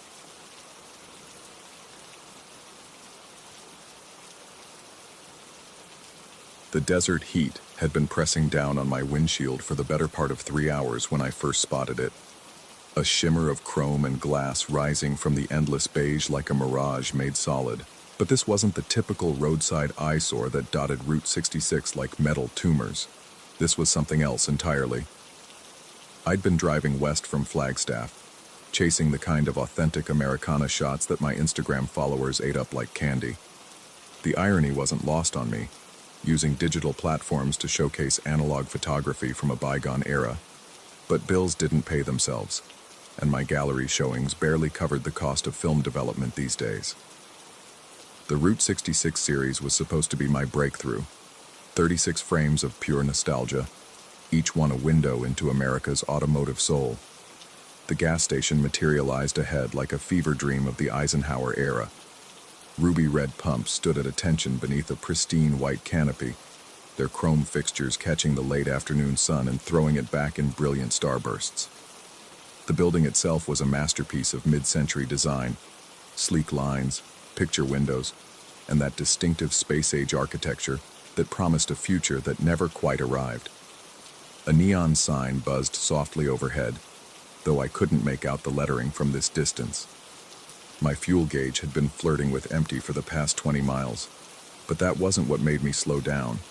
It was the perfection of the scene, the way every element seemed placed with the careful deliberation of a museum exhibit. Even the tumbleweeds appeared to be positioned for maximum nostalgic impact. I pulled up to the first pump with the measured excitement of someone who'd just discovered buried treasure. The concrete beneath my tires was immaculate, not a crack or oil stain in sight. The air smelled of hot metal and desert sage, with an underlying sweetness that reminded me of my grandmother's kitchen, vanilla extract and old leather. The attendant emerged from the service bay before I'd even killed the engine. He moved with the unhurried confidence of someone who'd performed this ritual 1,000 times before. His blue coveralls pristine, despite what should have been a day's worth of automotive grime. The name patch over his left breast pocket was too faded to read, the embroidered letters worn smooth by decades of washing. He filled my tank without being asked, his movements economical and practiced. There was something hypnotic about watching him work, the way he handled the nozzle, the careful attention he paid to not spilling a single drop, the methodical way he cleaned my windshield with a squeegee that left no streaks. When he spoke, his voice carried the flat vowels and measured cadence of the rural Midwest. The price he quoted seemed impossibly low, but I handed over the cash without comment. The bills felt strange in my palm, too crisp, too new, as if they'd just rolled off the printing press. He counted them twice before sliding them into his pocket and disappearing back into the service bay. I spent the next 10 minutes circling the station with both my digital SLR and my grandfather's old Leica, burning through nearly a full roll of film. Every angle seemed perfect. Every shot a potential cover image for the coffee table book I kept promising myself I'd publish. The late afternoon light painted everything in shades of amber and gold, and I found myself thinking this might be the luckiest break of my career. The attendant watched me work from the shadows of the service bay, never interfering, but never quite leaving either. There was something unsettling about his stillness, the way he seemed to blend into the background like part of the station's original architecture. When I finally lowered my camera and waved, he lifted one gloved hand in acknowledgement before turning away. I drove off feeling the peculiar satisfaction that comes from discovering something genuinely special in an increasingly homogenized world. The digital camera's LCD screen showed thumbnail after thumbnail of what looked like magazine-quality shots, and I found myself already planning the exhibition wall text. 10 miles down the road, I pulled over to review my work properly. The afternoon was cooling into evening, and the desert landscape had taken on that ethereal quality that photographers dream about. I scrolled through the digital images first, my excitement building with each frame. The first photo showed empty desert. Nothing but scrub brush and sand extending to the horizon. I blinked hard and looked again. Same result. The next image, more desert. The next, identical wasteland stretching endlessly in all directions. My hands began to shake as I scrolled through the entire memory card. 43 images of absolutely nothing. Not just the absence of the gas station, the complete absence of anything that suggested human presence had ever existed in that spot. No road, no tire tracks, no indication that I'd ever stopped there at all. The film would tell the truth, I told myself. Digital cameras could malfunction, sensors could fail, but silver halide crystals didn't lie. But even as I tried to rationalize what I was seeing, a cold certainty was settling in my stomach like swallowed ice. I turned the car around. The drive back felt longer than it should have, the desert landscape rolling past in waves of increasingly hostile emptiness. The sun was setting now, painting the sky in shades that should have been beautiful, but instead felt ominous, like the last light of a world coming to an end. The spot where the station had been was easy to find. My tire tracks were still visible in the sand beside the road, but that was all that remained. No chrome pumps, no pristine white canopy, no space-age architecture reaching toward a retro-futuristic sky. Just flat, desolate earth stretching away in all directions. I got out of the car and walked to where the building should have been. The ground was soft beneath my feet, covered in a fine layer of wind-blown sand that showed no signs of recent disturbance. But as I kicked at the surface with the toe of my boot, I felt something solid underneath. Concrete, old concrete, worn smooth and partially buried, but unmistakably the foundation of a building. A building that had been here long enough for the desert to begin reclaiming it. I used my hands to brush away more sand, revealing corners and edges that suggested a rectangular structure roughly the size of the station I'd photographed just hours before. In one corner, I found a small metal plaque, green with age and nearly illegible. The date was barely visible, 1962. The rational part of my mind, the part trained in the practical realities of operating cameras and mixing chemicals in dark rooms, began constructing explanations. Heat exhaustion, dehydration. The desert was notorious for producing hallucinations in unprepared travelers. I'd been driving for hours in brutal sun, stopping only for the occasional photograph. My water bottle had been empty for the past 50 miles. But even as I built this careful tower of logic, my hand moved unconsciously to my jacket pocket. The receipt was still there, the paper still warm to the touch as if it had just emerged from a cash register. The total was printed clearly at the bottom, but where the station's name should have been, there was only blank space. I held the receipt up to the dying light and examined it carefully. The paper felt wrong. Too thin, too smooth, like something that had been printed on equipment that hadn't been manufactured in decades. The numbers were sharp and clear, but they seemed to shift slightly when I wasn't looking directly at them, as if they were trying to rearrange themselves into a different message entirely. The desert around me had fallen into that profound silence that only comes in places where human beings don't belong. No traffic noise, no aircraft overhead, no insect sounds. Just the vast, pressing quiet of a world that existed before people and would continue long after they were gone. In that silence, I began to hear things that shouldn't have been there. The distant ping of cooling metal, the soft whisper of wind through glass, the barely audible hum of electric signs. I looked back toward the road, and for just a moment, I could have sworn I saw a flicker of neon light reflecting off my car's chrome bumper. But when I turned to look directly at the source, there was nothing but empty air and gathering darkness. The drive back to Flagstaff passed in a blur of second-guessing and mounting paranoia. Every shadow seemed to hide impossible architecture. Every reflected headlight suggested the ghost of illuminated signs. I found myself checking the rearview mirror compulsively, half expecting to see the station materializing behind me, like a bad dream in reverse. I developed the film that night in the dark room of my motel room, using the portable setup I carried for location work. My hands shook as I guided the paper through the developer, watching the images gradually emerge in the red-lit darkness. Each frame told the same story as the digital files. Empty desert, unmarked by any human presence. But there was something else in the photographs. something the digital camera hadn't captured. In several of the frames, barely visible unless you knew where to look, there were shadows. Shadows that fell in geometric patterns, as if cast by structures that weren't there. Shadows of pumps and canopies and buildings that existed only in the negative space of their own absence. I spread the prints across the motel room bed and studied them under the harsh fluorescent lights. The shadows were consistent from frame to frame, maintaining their relative positions and angles in perfect accordance with the movement of the sun. Whatever had cast them had been there, had been real, had been solid enough to block light and leave its mark on silver and chemistry. The receipt sat on the nightstand where I'd placed it, still warm despite having been out of my pocket for hours. Sometimes, when I wasn't looking directly at it, I thought I could see other markings beginning to appear on the blank space. Faint impressions of letters that might spell out a name, a location, an explanation. But they always faded when I tried to focus on them, leaving only that troubling blankness. I didn't sleep that night. Instead, I sat by the window and stared out at the desert, wondering how many other travelers had stopped at stations that weren't there, had conversations with attendants who didn't exist, had paid for fuel that turned their tanks into empty promises. The receipt grew warmer as the night progressed, until I could no longer bear to touch it. By morning, the rational explanations had reasserted themselves. Hallucination brought on by heat and dehydration. Stress-induced episode triggered by financial pressure and career uncertainty. False memory syndrome combined with pareidolia, the tendency to see patterns where none existed.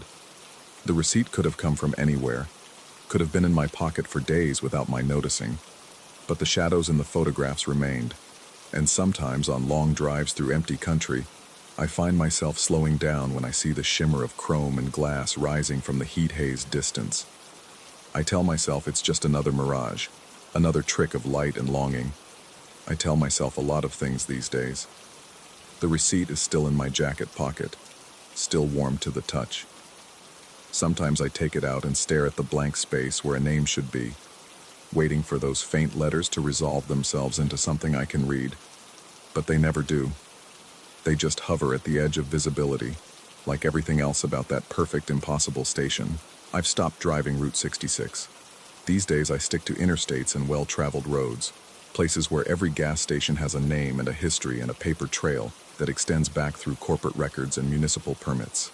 Places where the shadows fall only where they should, cast by things that everyone agrees are actually there.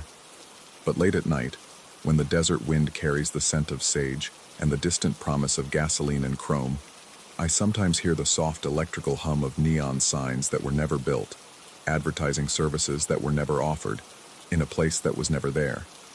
And I find myself wondering if I'm the only one who remembers, or if somewhere out there, other travelers are discovering their own perfect, impossible stops along America's highway. Other photographers are burning through rolls of film capturing shadows and reflections of a past that never existed, or a future that never arrived. The receipt grows warmer in my pocket with each passing day, as if it's trying to tell me something, as if it's waiting for the right moment to reveal whatever name is hiding in that troubling blank space. I'm not sure I want to know what it says, but I keep checking anyway. Story 13. The compass needle trembled like a dying thing in my palm, its painted tip refusing to settle on any direction for more than a few seconds. 3 days into our Oregon retreat, and already I was questioning the most fundamental tool of my trade, the same instrument that had guided me through unmapped territories from Alaska to Argentina. Maybe it's the iron deposits, Sarah suggested from across our rented cabin's rough-hewn table, though her voice carried the forced optimism of someone trying to convince herself as much as me. She wrapped her fingers around her coffee mug, steam rising between us like a fragile barrier against the morning chill. The mining history here probably left all sorts of magnetic interference. I wanted to believe her. As a cartographer, I'd encountered magnetic anomalies before, places where compasses spun wildly due to underground mineral deposits or ancient lava flows. But this felt different. Wrong. The needle didn't spin with the chaotic enthusiasm of magnetic confusion. It moved with deliberate precision, as if something was actively redirecting it. Phantom Creek Valley had drawn us here with promises of solitude, and Sarah's need to escape the suffocating demands of her legal practice. The rental listing described it as a secluded mountain retreat in Oregon's forgotten mining country, complete with hiking trails that wound through abandoned claims and ghost towns. What the listing hadn't mentioned was the peculiar silence that seemed to press against the valley walls, or how the trees appeared to lean inward, creating corridors of shadow even at midday. The cabin itself felt solid enough. Log walls chinked with modern materials, a stone fireplace that drew properly, running water that tasted of mountain springs rather than rust and abandonment. Yet something about the place set my teeth on edge. Perhaps it was the way sounds seemed to die too quickly here, as if the valley were absorbing them, or how my professional eye kept noticing that the topographical maps I'd brought didn't quite match what I saw through the windows. Sarah had embraced the isolation with the fervor of someone desperate for peace. She spent hours on the covered porch, reading legal briefs that somehow followed her even here, occasionally glancing up to watch hawks circle the valley rim. Her contentment should have eased my growing unease, but instead, it highlighted how alone I felt in my discomfort. By the second evening, I'd begun documenting the discrepancies. The survey markers I'd located during our afternoon hikes were consistently off by several degrees from their plotted positions. Stream beds curved where they should have run straight. Most disturbing, the trail we'd taken to reach a supposedly nearby overlook had somehow led us in a wide circle, bringing us back to our starting point after what felt like hours of steady climbing. "You're overthinking it," Sarah said when I mentioned these inconsistencies. She was probably right. 20 years of professional mapping had trained me to notice every detail, to question every measurement. In familiar territory, this precision served me well. Here, isolated and surrounded by unfamiliar terrain, it was becoming a liability. The thermal binoculars had been an impulse purchase months earlier, military surplus equipment I'd justified as potentially useful for wildlife observation during our travels. They'd remained unused until our third night, when sleep refused to come, and I found myself pacing the cabin's small interior like a caged animal. The valley lay beneath a moonless sky, its contours rendered in subtle gradations of gray and black. Through the thermal optics, the landscape transformed into an alien world of heat signatures and temperature differentials.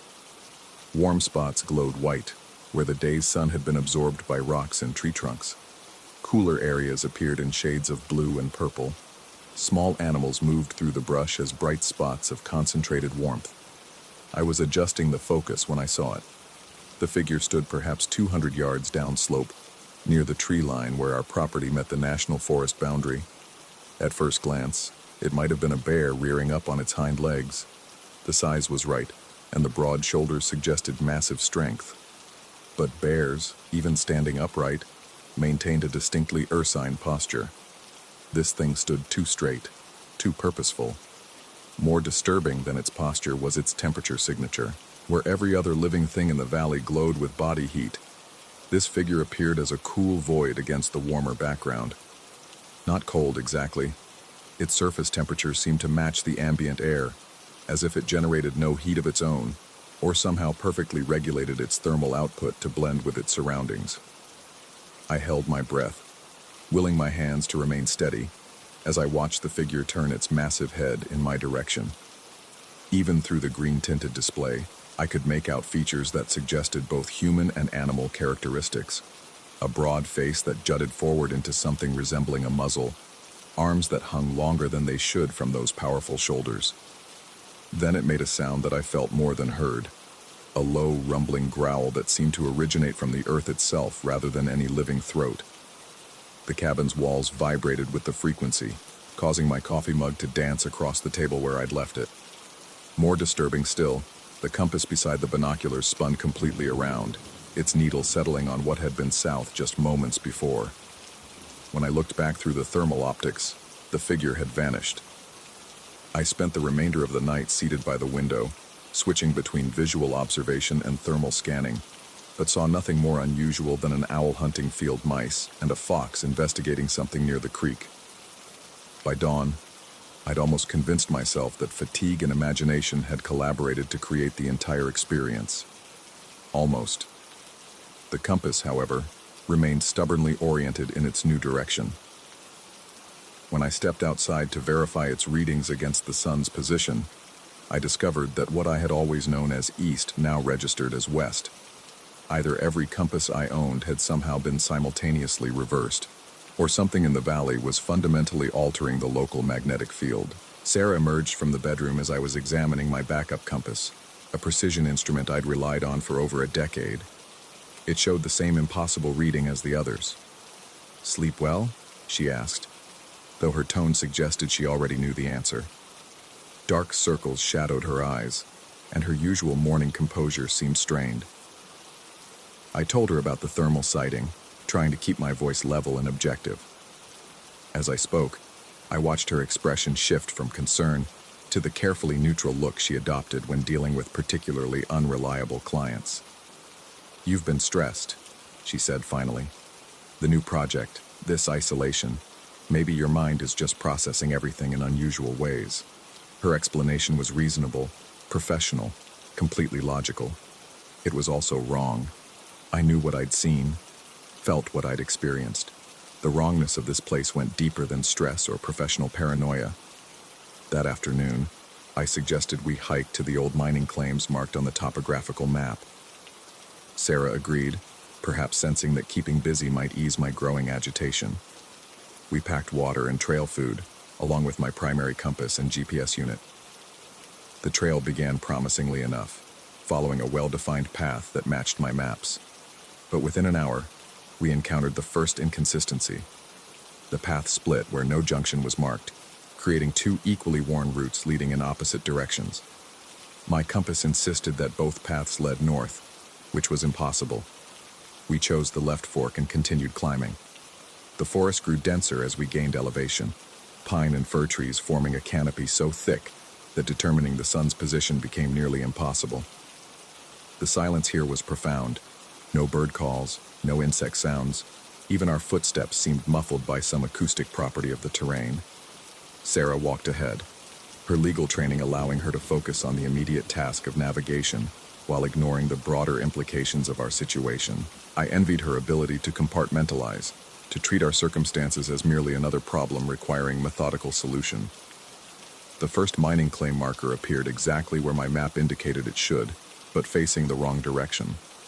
The metal plaque, weathered but still legible, showed claim boundaries that extended north and south. According to my compass, however, the marker was oriented east to west. "Vandalism," Sarah suggested when I pointed out the discrepancy. "Someone moved it." But the concrete foundation appeared original, and the marker showed no signs of having been disturbed. If anything, decades of Oregon weather had settled it more firmly into place. We found 3 more markers during our climb, each one contradicting my compass readings. By the time we reached what should have been the valley's overlook, I was beginning to question not just my instruments but my fundamental understanding of direction itself. The view from the supposed overlook showed us the valley we'd left behind, but from an impossible angle. We'd climbed steadily upward for over 2 hours, yet somehow we were looking down at our starting point from what appeared to be the same elevation. The cabin sat below us, exactly as it had when we'd begun our hike. "We must have taken a circular route," Sarah said, though her voice carried less conviction than her words suggested. I checked my GPS unit. According to the satellite readings, we had indeed climbed nearly 800 feet in elevation. The device showed our position as being significantly higher than the cabin, which should have placed us well above the valley floor. Yet the visual evidence suggested otherwise. The hike back confirmed my growing suspicions. Despite following the same trail we'd taken upward, we somehow arrived at the cabin before sunset, having covered in 40 minutes what had taken us over 2 hours to climb. The trail itself seemed shorter, more direct, as if the landscape had reconfigured itself during our absence. That evening, I spread my maps across the cabin's main table and began documenting every discrepancy I'd observed. The pattern that emerged defied rational explanation. Every compass reading, every GPS coordinate, every visual landmark suggested that the valley existed in a state of geographical impossibility, a place where traditional navigation not only failed, but actively misled. Sarah watched my work with growing concern, occasionally offering alternative explanations that grew increasingly strained as the evidence mounted. Equipment failure, magnetic anomalies, atmospheric disturbances. Each theory crumbled under examination, leaving us with the unthinkable possibility that the valley itself was somehow wrong. As night fell, I found myself drawn again to the thermal binoculars. Sarah had retreated to the bedroom with a migraine, leaving me alone with my instruments and my growing certainty that something fundamentally unnatural inhabited this place. The second sighting came just after midnight. This time, the figure appeared closer to the cabin, perhaps 50 yards away near the creek that bordered our property. Through the thermal optics, it remained the same temperature void I'd observed before, a living absence of heat that suggested metabolism governed by laws I didn't understand. As I watched, the creature raised its massive head and released another of those bone-deep growls. The sound penetrated every surface of the cabin, setting dishes rattling in the kitchen and causing the fire in the hearth to flutter, as if blown by some impossible wind. My compass needle spun again, settling on a new configuration that made my previous readings meaningless. According to the instrument I'd trusted for decades, north had shifted another 90 degrees. The creature turned in my direction, and for one terrible moment, I felt certain that it could see me watching. Its eyes, visible now as slightly warmer spots in its cool silhouette, fixed on the cabin window where I stood. Then it moved, not with the shambling gait I'd expected, but with fluid grace that carried it into the forest and out of sight within seconds. I spent the remainder of the night documenting the encounter, noting every detail I could recall. When Sarah emerged the next morning, I showed her my observations and the compass readings that confirmed the magnetic disturbance. Her response was careful, measured, tinged with the professional concern she'd shown during our conversation the previous day. She suggested we cut our vacation short, return to the familiar surroundings of home where my stress levels might normalize. The suggestion was reasonable. It was also impossible to implement. I discovered this when I attempted to load our car for departure. Every road leading away from the valley terminated in dense forest that my maps showed as clear passage. GPS navigation failed completely, showing our location as a blank space between marked territories. Even satellite imagery on my phone displayed nothing but static when focused on our coordinates. Service issues, Sarah suggested, though her explanation carried the hollow ring of someone grasping for rationality in an increasingly irrational situation. We were trapped, not by physical barriers, but by the gradual dissolution of navigation itself. The valley had somehow severed its connections to the outside world, creating a pocket of geographical impossibility where traditional concepts of direction held no meaning. That third night, I made a decision that Sarah opposed with every argument her legal training could muster. I would venture outside during the creature's appearance, armed with every navigational instrument I possessed, and attempt to understand the mechanism behind the valley's distortions. The thermal binoculars revealed the figure waiting near the tree line, exactly as I'd expected. But this time, as I stepped onto the cabin's porch, I felt the ground itself respond to the creature's presence. Each of its movements sent subtle vibrations through the earth, as if its footsteps carried implications that extended far beyond simple mechanical pressure. I raised my compass and watched its needle follow the creature's movements, spinning to maintain some impossible relationship with the thermal void I observed through my binoculars. The correlation was precise, undeniable. Wherever the being moved, magnetic north followed. As I drew closer, the creature's growl rose from the earth beneath my feet rather than from its throat. The sound penetrated every cell of my body, a frequency that seemed to resonate with some fundamental property of matter itself. My compass spun wildly now, its needle blurring with the speed of its rotation. Through the thermal optics, I could see that the creature was not truly solid. Its edges flickered and shifted, as if it existed at the boundary between presence and absence. When it moved, reality seemed to move with it, carrying the valley's magnetic field in its wake like displaced water. I followed at what I hoped was a safe distance, documenting each shift in my compass readings as the creature led me deeper into the forest. The thermal signature it projected grew more defined as we moved away from the cabin, suggesting that proximity enhanced rather than diminished its effect on my instruments. When it finally stopped, we stood in a clearing I didn't recognize despite having studied every topographical feature of the valley. Ancient mining equipment lay scattered around the perimeter, rusted gear trains, and collapsed wooden frames that spoke of operations abandoned long before modern safety regulations existed. The creature positioned itself at the clearing's center and released a growl that seemed to originate from deep underground. As the sound rose through the earth, I felt something fundamental shift in the bedrock beneath my feet. My compass needle didn't just spin, it reversed completely, as if the planet's magnetic field had suddenly inverted. Through the thermal binoculars, I watched the creature fade rather than depart, its temperature signature gradually matching the ambient air until it became invisible against the background of cooling earth and rock. But the magnetic reversal remained, transforming every navigation reading into its opposite. I spent the return journey following a compass that insisted I was traveling south, while every landmark confirmed I was heading north. The contradiction was so complete that I began to question not just my location, but my fundamental understanding of direction itself. By the time I reached the cabin, Sarah was waiting on the porch with obvious relief. She'd been tracking my progress through the window, watching my flashlight beam move through the forest in what appeared to be a completely random pattern. Her account of my movements matched neither my intended route nor the path I believed I'd taken. According to her observations, I'd spent over an hour walking in tight circles near the cabin, never venturing more than 50 yards from the porch.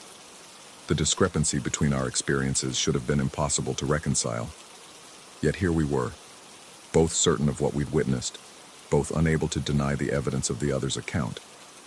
That morning, as I attempted to plot our location using every navigational tool at my disposal, I made a discovery that challenged everything I thought I knew about the nature of space itself. According to my instruments, we existed at the center of a magnetic anomaly so severe that it created multiple conflicting realities within the same geographic space. My compass reading suggested we were simultaneously north, south, east, and west of every landmark I attempted to use for triangulation. GPS coordinates placed us in locations that contradicted visual evidence. Even the sun's position seemed to shift, depending on which instrument I used to measure it. Sarah's migraine had worsened overnight, accompanied by disorientation that left her unable to distinguish between the cabin's interior rooms. She described walking from the kitchen to the bedroom only to find herself in the bathroom, as if the building's layout had rearranged itself during her passage. We were losing our ability to navigate not just the valley, but reality itself. The fourth night brought the most disturbing encounter yet. The creature appeared directly outside our bedroom window, its thermal signature so close that I could make out individual features through the binoculars. What I saw defied every assumption I'd made about its nature. The being's face showed signs of intelligence, not animal cunning, but a deep, ancient awareness that suggested consciousness operating on levels I couldn't comprehend. Its eyes, visible now as warm spots in its otherwise cool silhouette, held a recognition that made me certain it was as aware of me as I was of it. When it growled this time, the sound carried what I can only describe as communication, complex tonal variations that suggested language rather than simple threat display. My compass responded to these variations, its needle dancing in patterns that almost resembled Morse code. As I watched, the creature extended one massive hand toward the window where I stood. Through the thermal display, I could see that its fingers were longer than any human hand should be, ending in what might have been claws or simply nails grown beyond any practical length. The gesture was unmistakably beckoning. Against every instinct of self-preservation, I found myself drawn to respond. I opened the bedroom window and extended my own hand toward the creature, stopping just short of contact. The temperature differential between us was profound. My hand glowed white-hot in the thermal display, while the creature's remained the same cool void it had always been.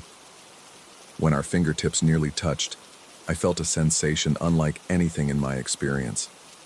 Not cold, not warmth, but a complete absence of temperature that seemed to negate the very concept of thermal energy. In that moment of near contact, my compass needle stopped spinning. For the first time since our arrival, it pointed steadily in a single direction, not north as I understood it, but toward something else entirely. Some other pole, some other organizing principle around which reality oriented itself. The creature withdrew its hand and stepped backward into the forest. But this time, instead of fading from view, it remained visible through the thermal optics as it moved between the trees. It was leading me somewhere, waiting for me to follow. I dressed quickly and slipped from the cabin, leaving Sarah sleeping fitfully in our bed. Every navigational instrument I owned now pointed in the same direction, toward the forest where the creature waited. The journey that followed existed outside normal space. I walked for what felt like hours through terrain that my maps insisted couldn't exist, following a compass that guided me toward a magnetic pole that had no place in terrestrial geography. The creature remained always just visible ahead, its thermal signature serving as a beacon through landscape that seemed to reshape itself with each step I took. We climbed slopes that couldn't be measured, crossed streams that flowed uphill, passed through groves of trees that grew in patterns that defied botanical logic. Throughout it all, my instruments continued to function, recording measurements that contradicted not just my maps, but the fundamental laws governing space and direction. Finally, we arrived at what I can only describe as the valley's center. Though this location bore no relationship to any geographical center marked on my surveys. Here, in a clearing surrounded by mine shafts that descended into absolute darkness, stood a structure that challenged every assumption I'd made about the valley's history. The building was ancient beyond anything that should have existed in Oregon's mining country, constructed from stones cut with a precision that spoke of mathematical knowledge far exceeding 19th century capabilities. Its angles seemed wrong somehow, creating optical illusions that made it impossible to determine the structure's actual size or shape. The creature approached this building with what I recognized as reverence, stopping at its entrance to release another of those complex growls. In response, I felt the earth beneath my feet shift in ways that had nothing to do with tectonic activity. My compass needle spun through configurations that defied every law of magnetism I'd studied, settling finally on readings that suggested magnetic poles located not in Earth's core, but in dimensions perpendicular to normal space. Through the thermal binoculars, I watched the creature fade one final time, but now I understood that its disappearance was not departure, but translation, a shift into states of existence that my instruments could detect, but my mind couldn't fully comprehend. I approached the ancient structure, drawn by the same irresistible compulsion that had brought me this far. The entrance led not into a building, but into the earth itself, down passages that my flashlight revealed to be carved from living rock with the same impossible precision as the exterior walls. The descent felt endless, though my altimeter suggested I'd dropped only a few hundred feet. At the passage's end, I found a chamber that existed in clear violation of every survey I'd conducted of the valley's underground geography. The walls were covered with markings that resembled no language I'd encountered, yet somehow conveyed meaning directly to my mind without requiring translation. They spoke of the valley's true nature, not as a geographical feature but as a fold in space itself, a place where multiple realities converged and separated according to laws that operated outside normal time. The creature I'd been observing was not a separate entity, but a manifestation of the valley's consciousness, a guardian of the boundary between what was possible and what existed beyond possibility. Its ability to manipulate magnetic fields was merely one expression of its control over the fundamental forces that governed the intersection of realities. According to the wall markings, the valley had always existed in this state, serving as a crossing point between worlds that operated under different physical laws. The mining operations of the previous century had merely been the most recent attempt to exploit resources that existed simultaneously in multiple dimensions. But the mines had gone too deep, penetrating layers of reality that should have remained undisturbed. The miners had disappeared not through cave-ins or equipment failures, but through translation into parallel versions of the valley where different outcomes had prevailed. I was experiencing the same phenomenon, gradually shifting between realities where the laws of navigation held different meanings. Each encounter with the creature had moved me further from the valley I'd originally entered, deeper into versions of the place where magnetic north pointed toward possibilities rather than destinations. The implications were staggering. If the wall markings were accurate, I was no longer in the same reality where Sarah and I had begun our vacation. The cabin I would return to might contain a different version of her, one who had experienced these events from an alternate perspective. Or perhaps I had become the alternate version, sliding into a reality where my obsession with navigation had led me to discoveries that existed only in this particular fold of space. The ascent from the underground chamber felt different from the descent, as if I were climbing through layers of possibility rather than simple elevation. When I finally emerged into the forest clearing, my instruments showed readings that confirmed my deepest fears. According to every navigational tool I possessed, I had spent the last several hours moving not through space but through probability. My GPS coordinates flickered between multiple locations, each one representing a different version of where I might be. My compass pointed toward magnetic poles that existed in parallel valleys, each one slightly different from the others. The walk back to the cabin took me through a landscape that was almost familiar. The same trees, the same stream, the same rocky outcroppings I'd learned to recognize during our stay. But subtle differences accumulated with each step, suggesting that this valley was not quite the one I'd left. The cabin itself appeared unchanged, though my instruments detected magnetic anomalies that hadn't existed when I departed. Sarah waited on the porch, exactly as I'd expected, yet something in her expression suggested experiences that differed from the ones I remembered. Her account of the night I'd been absent matched my memories in every detail, yet carried implications that made me question whether we were discussing the same events. According to her observations, I had never left the cabin. She'd watched me pace the interior rooms for hours, occasionally muttering about compass readings and thermal signatures. The discrepancy should have been disturbing. Instead, it felt like confirmation of something I'd begun to suspect during my descent into the valley's depths. We were both correct about what we'd experienced, but we existed in slightly different versions of reality, versions that overlapped just enough to allow communication, but diverged in fundamental ways. This morning, as I write these observations, my instruments continue to show readings that defy conventional explanation. The valley exists simultaneously in multiple states, each one accessible depending on the observer's position within the fold of realities that converge here. Sarah has begun experiencing her own encounters with the valley's impossible geography. She describes walking to the creek and returning with detailed memories of a landscape that doesn't match my maps, meeting other versions of ourselves who are also trying to escape, but moving in different directions through the same impossible space. Our attempts to leave the valley have become increasingly complex, not because we can't find the exit, but because we can't agree on which reality's exit leads to the world we remember. Each road we discover leads to a different version of the outside, populated by slightly different versions of the people we once knew.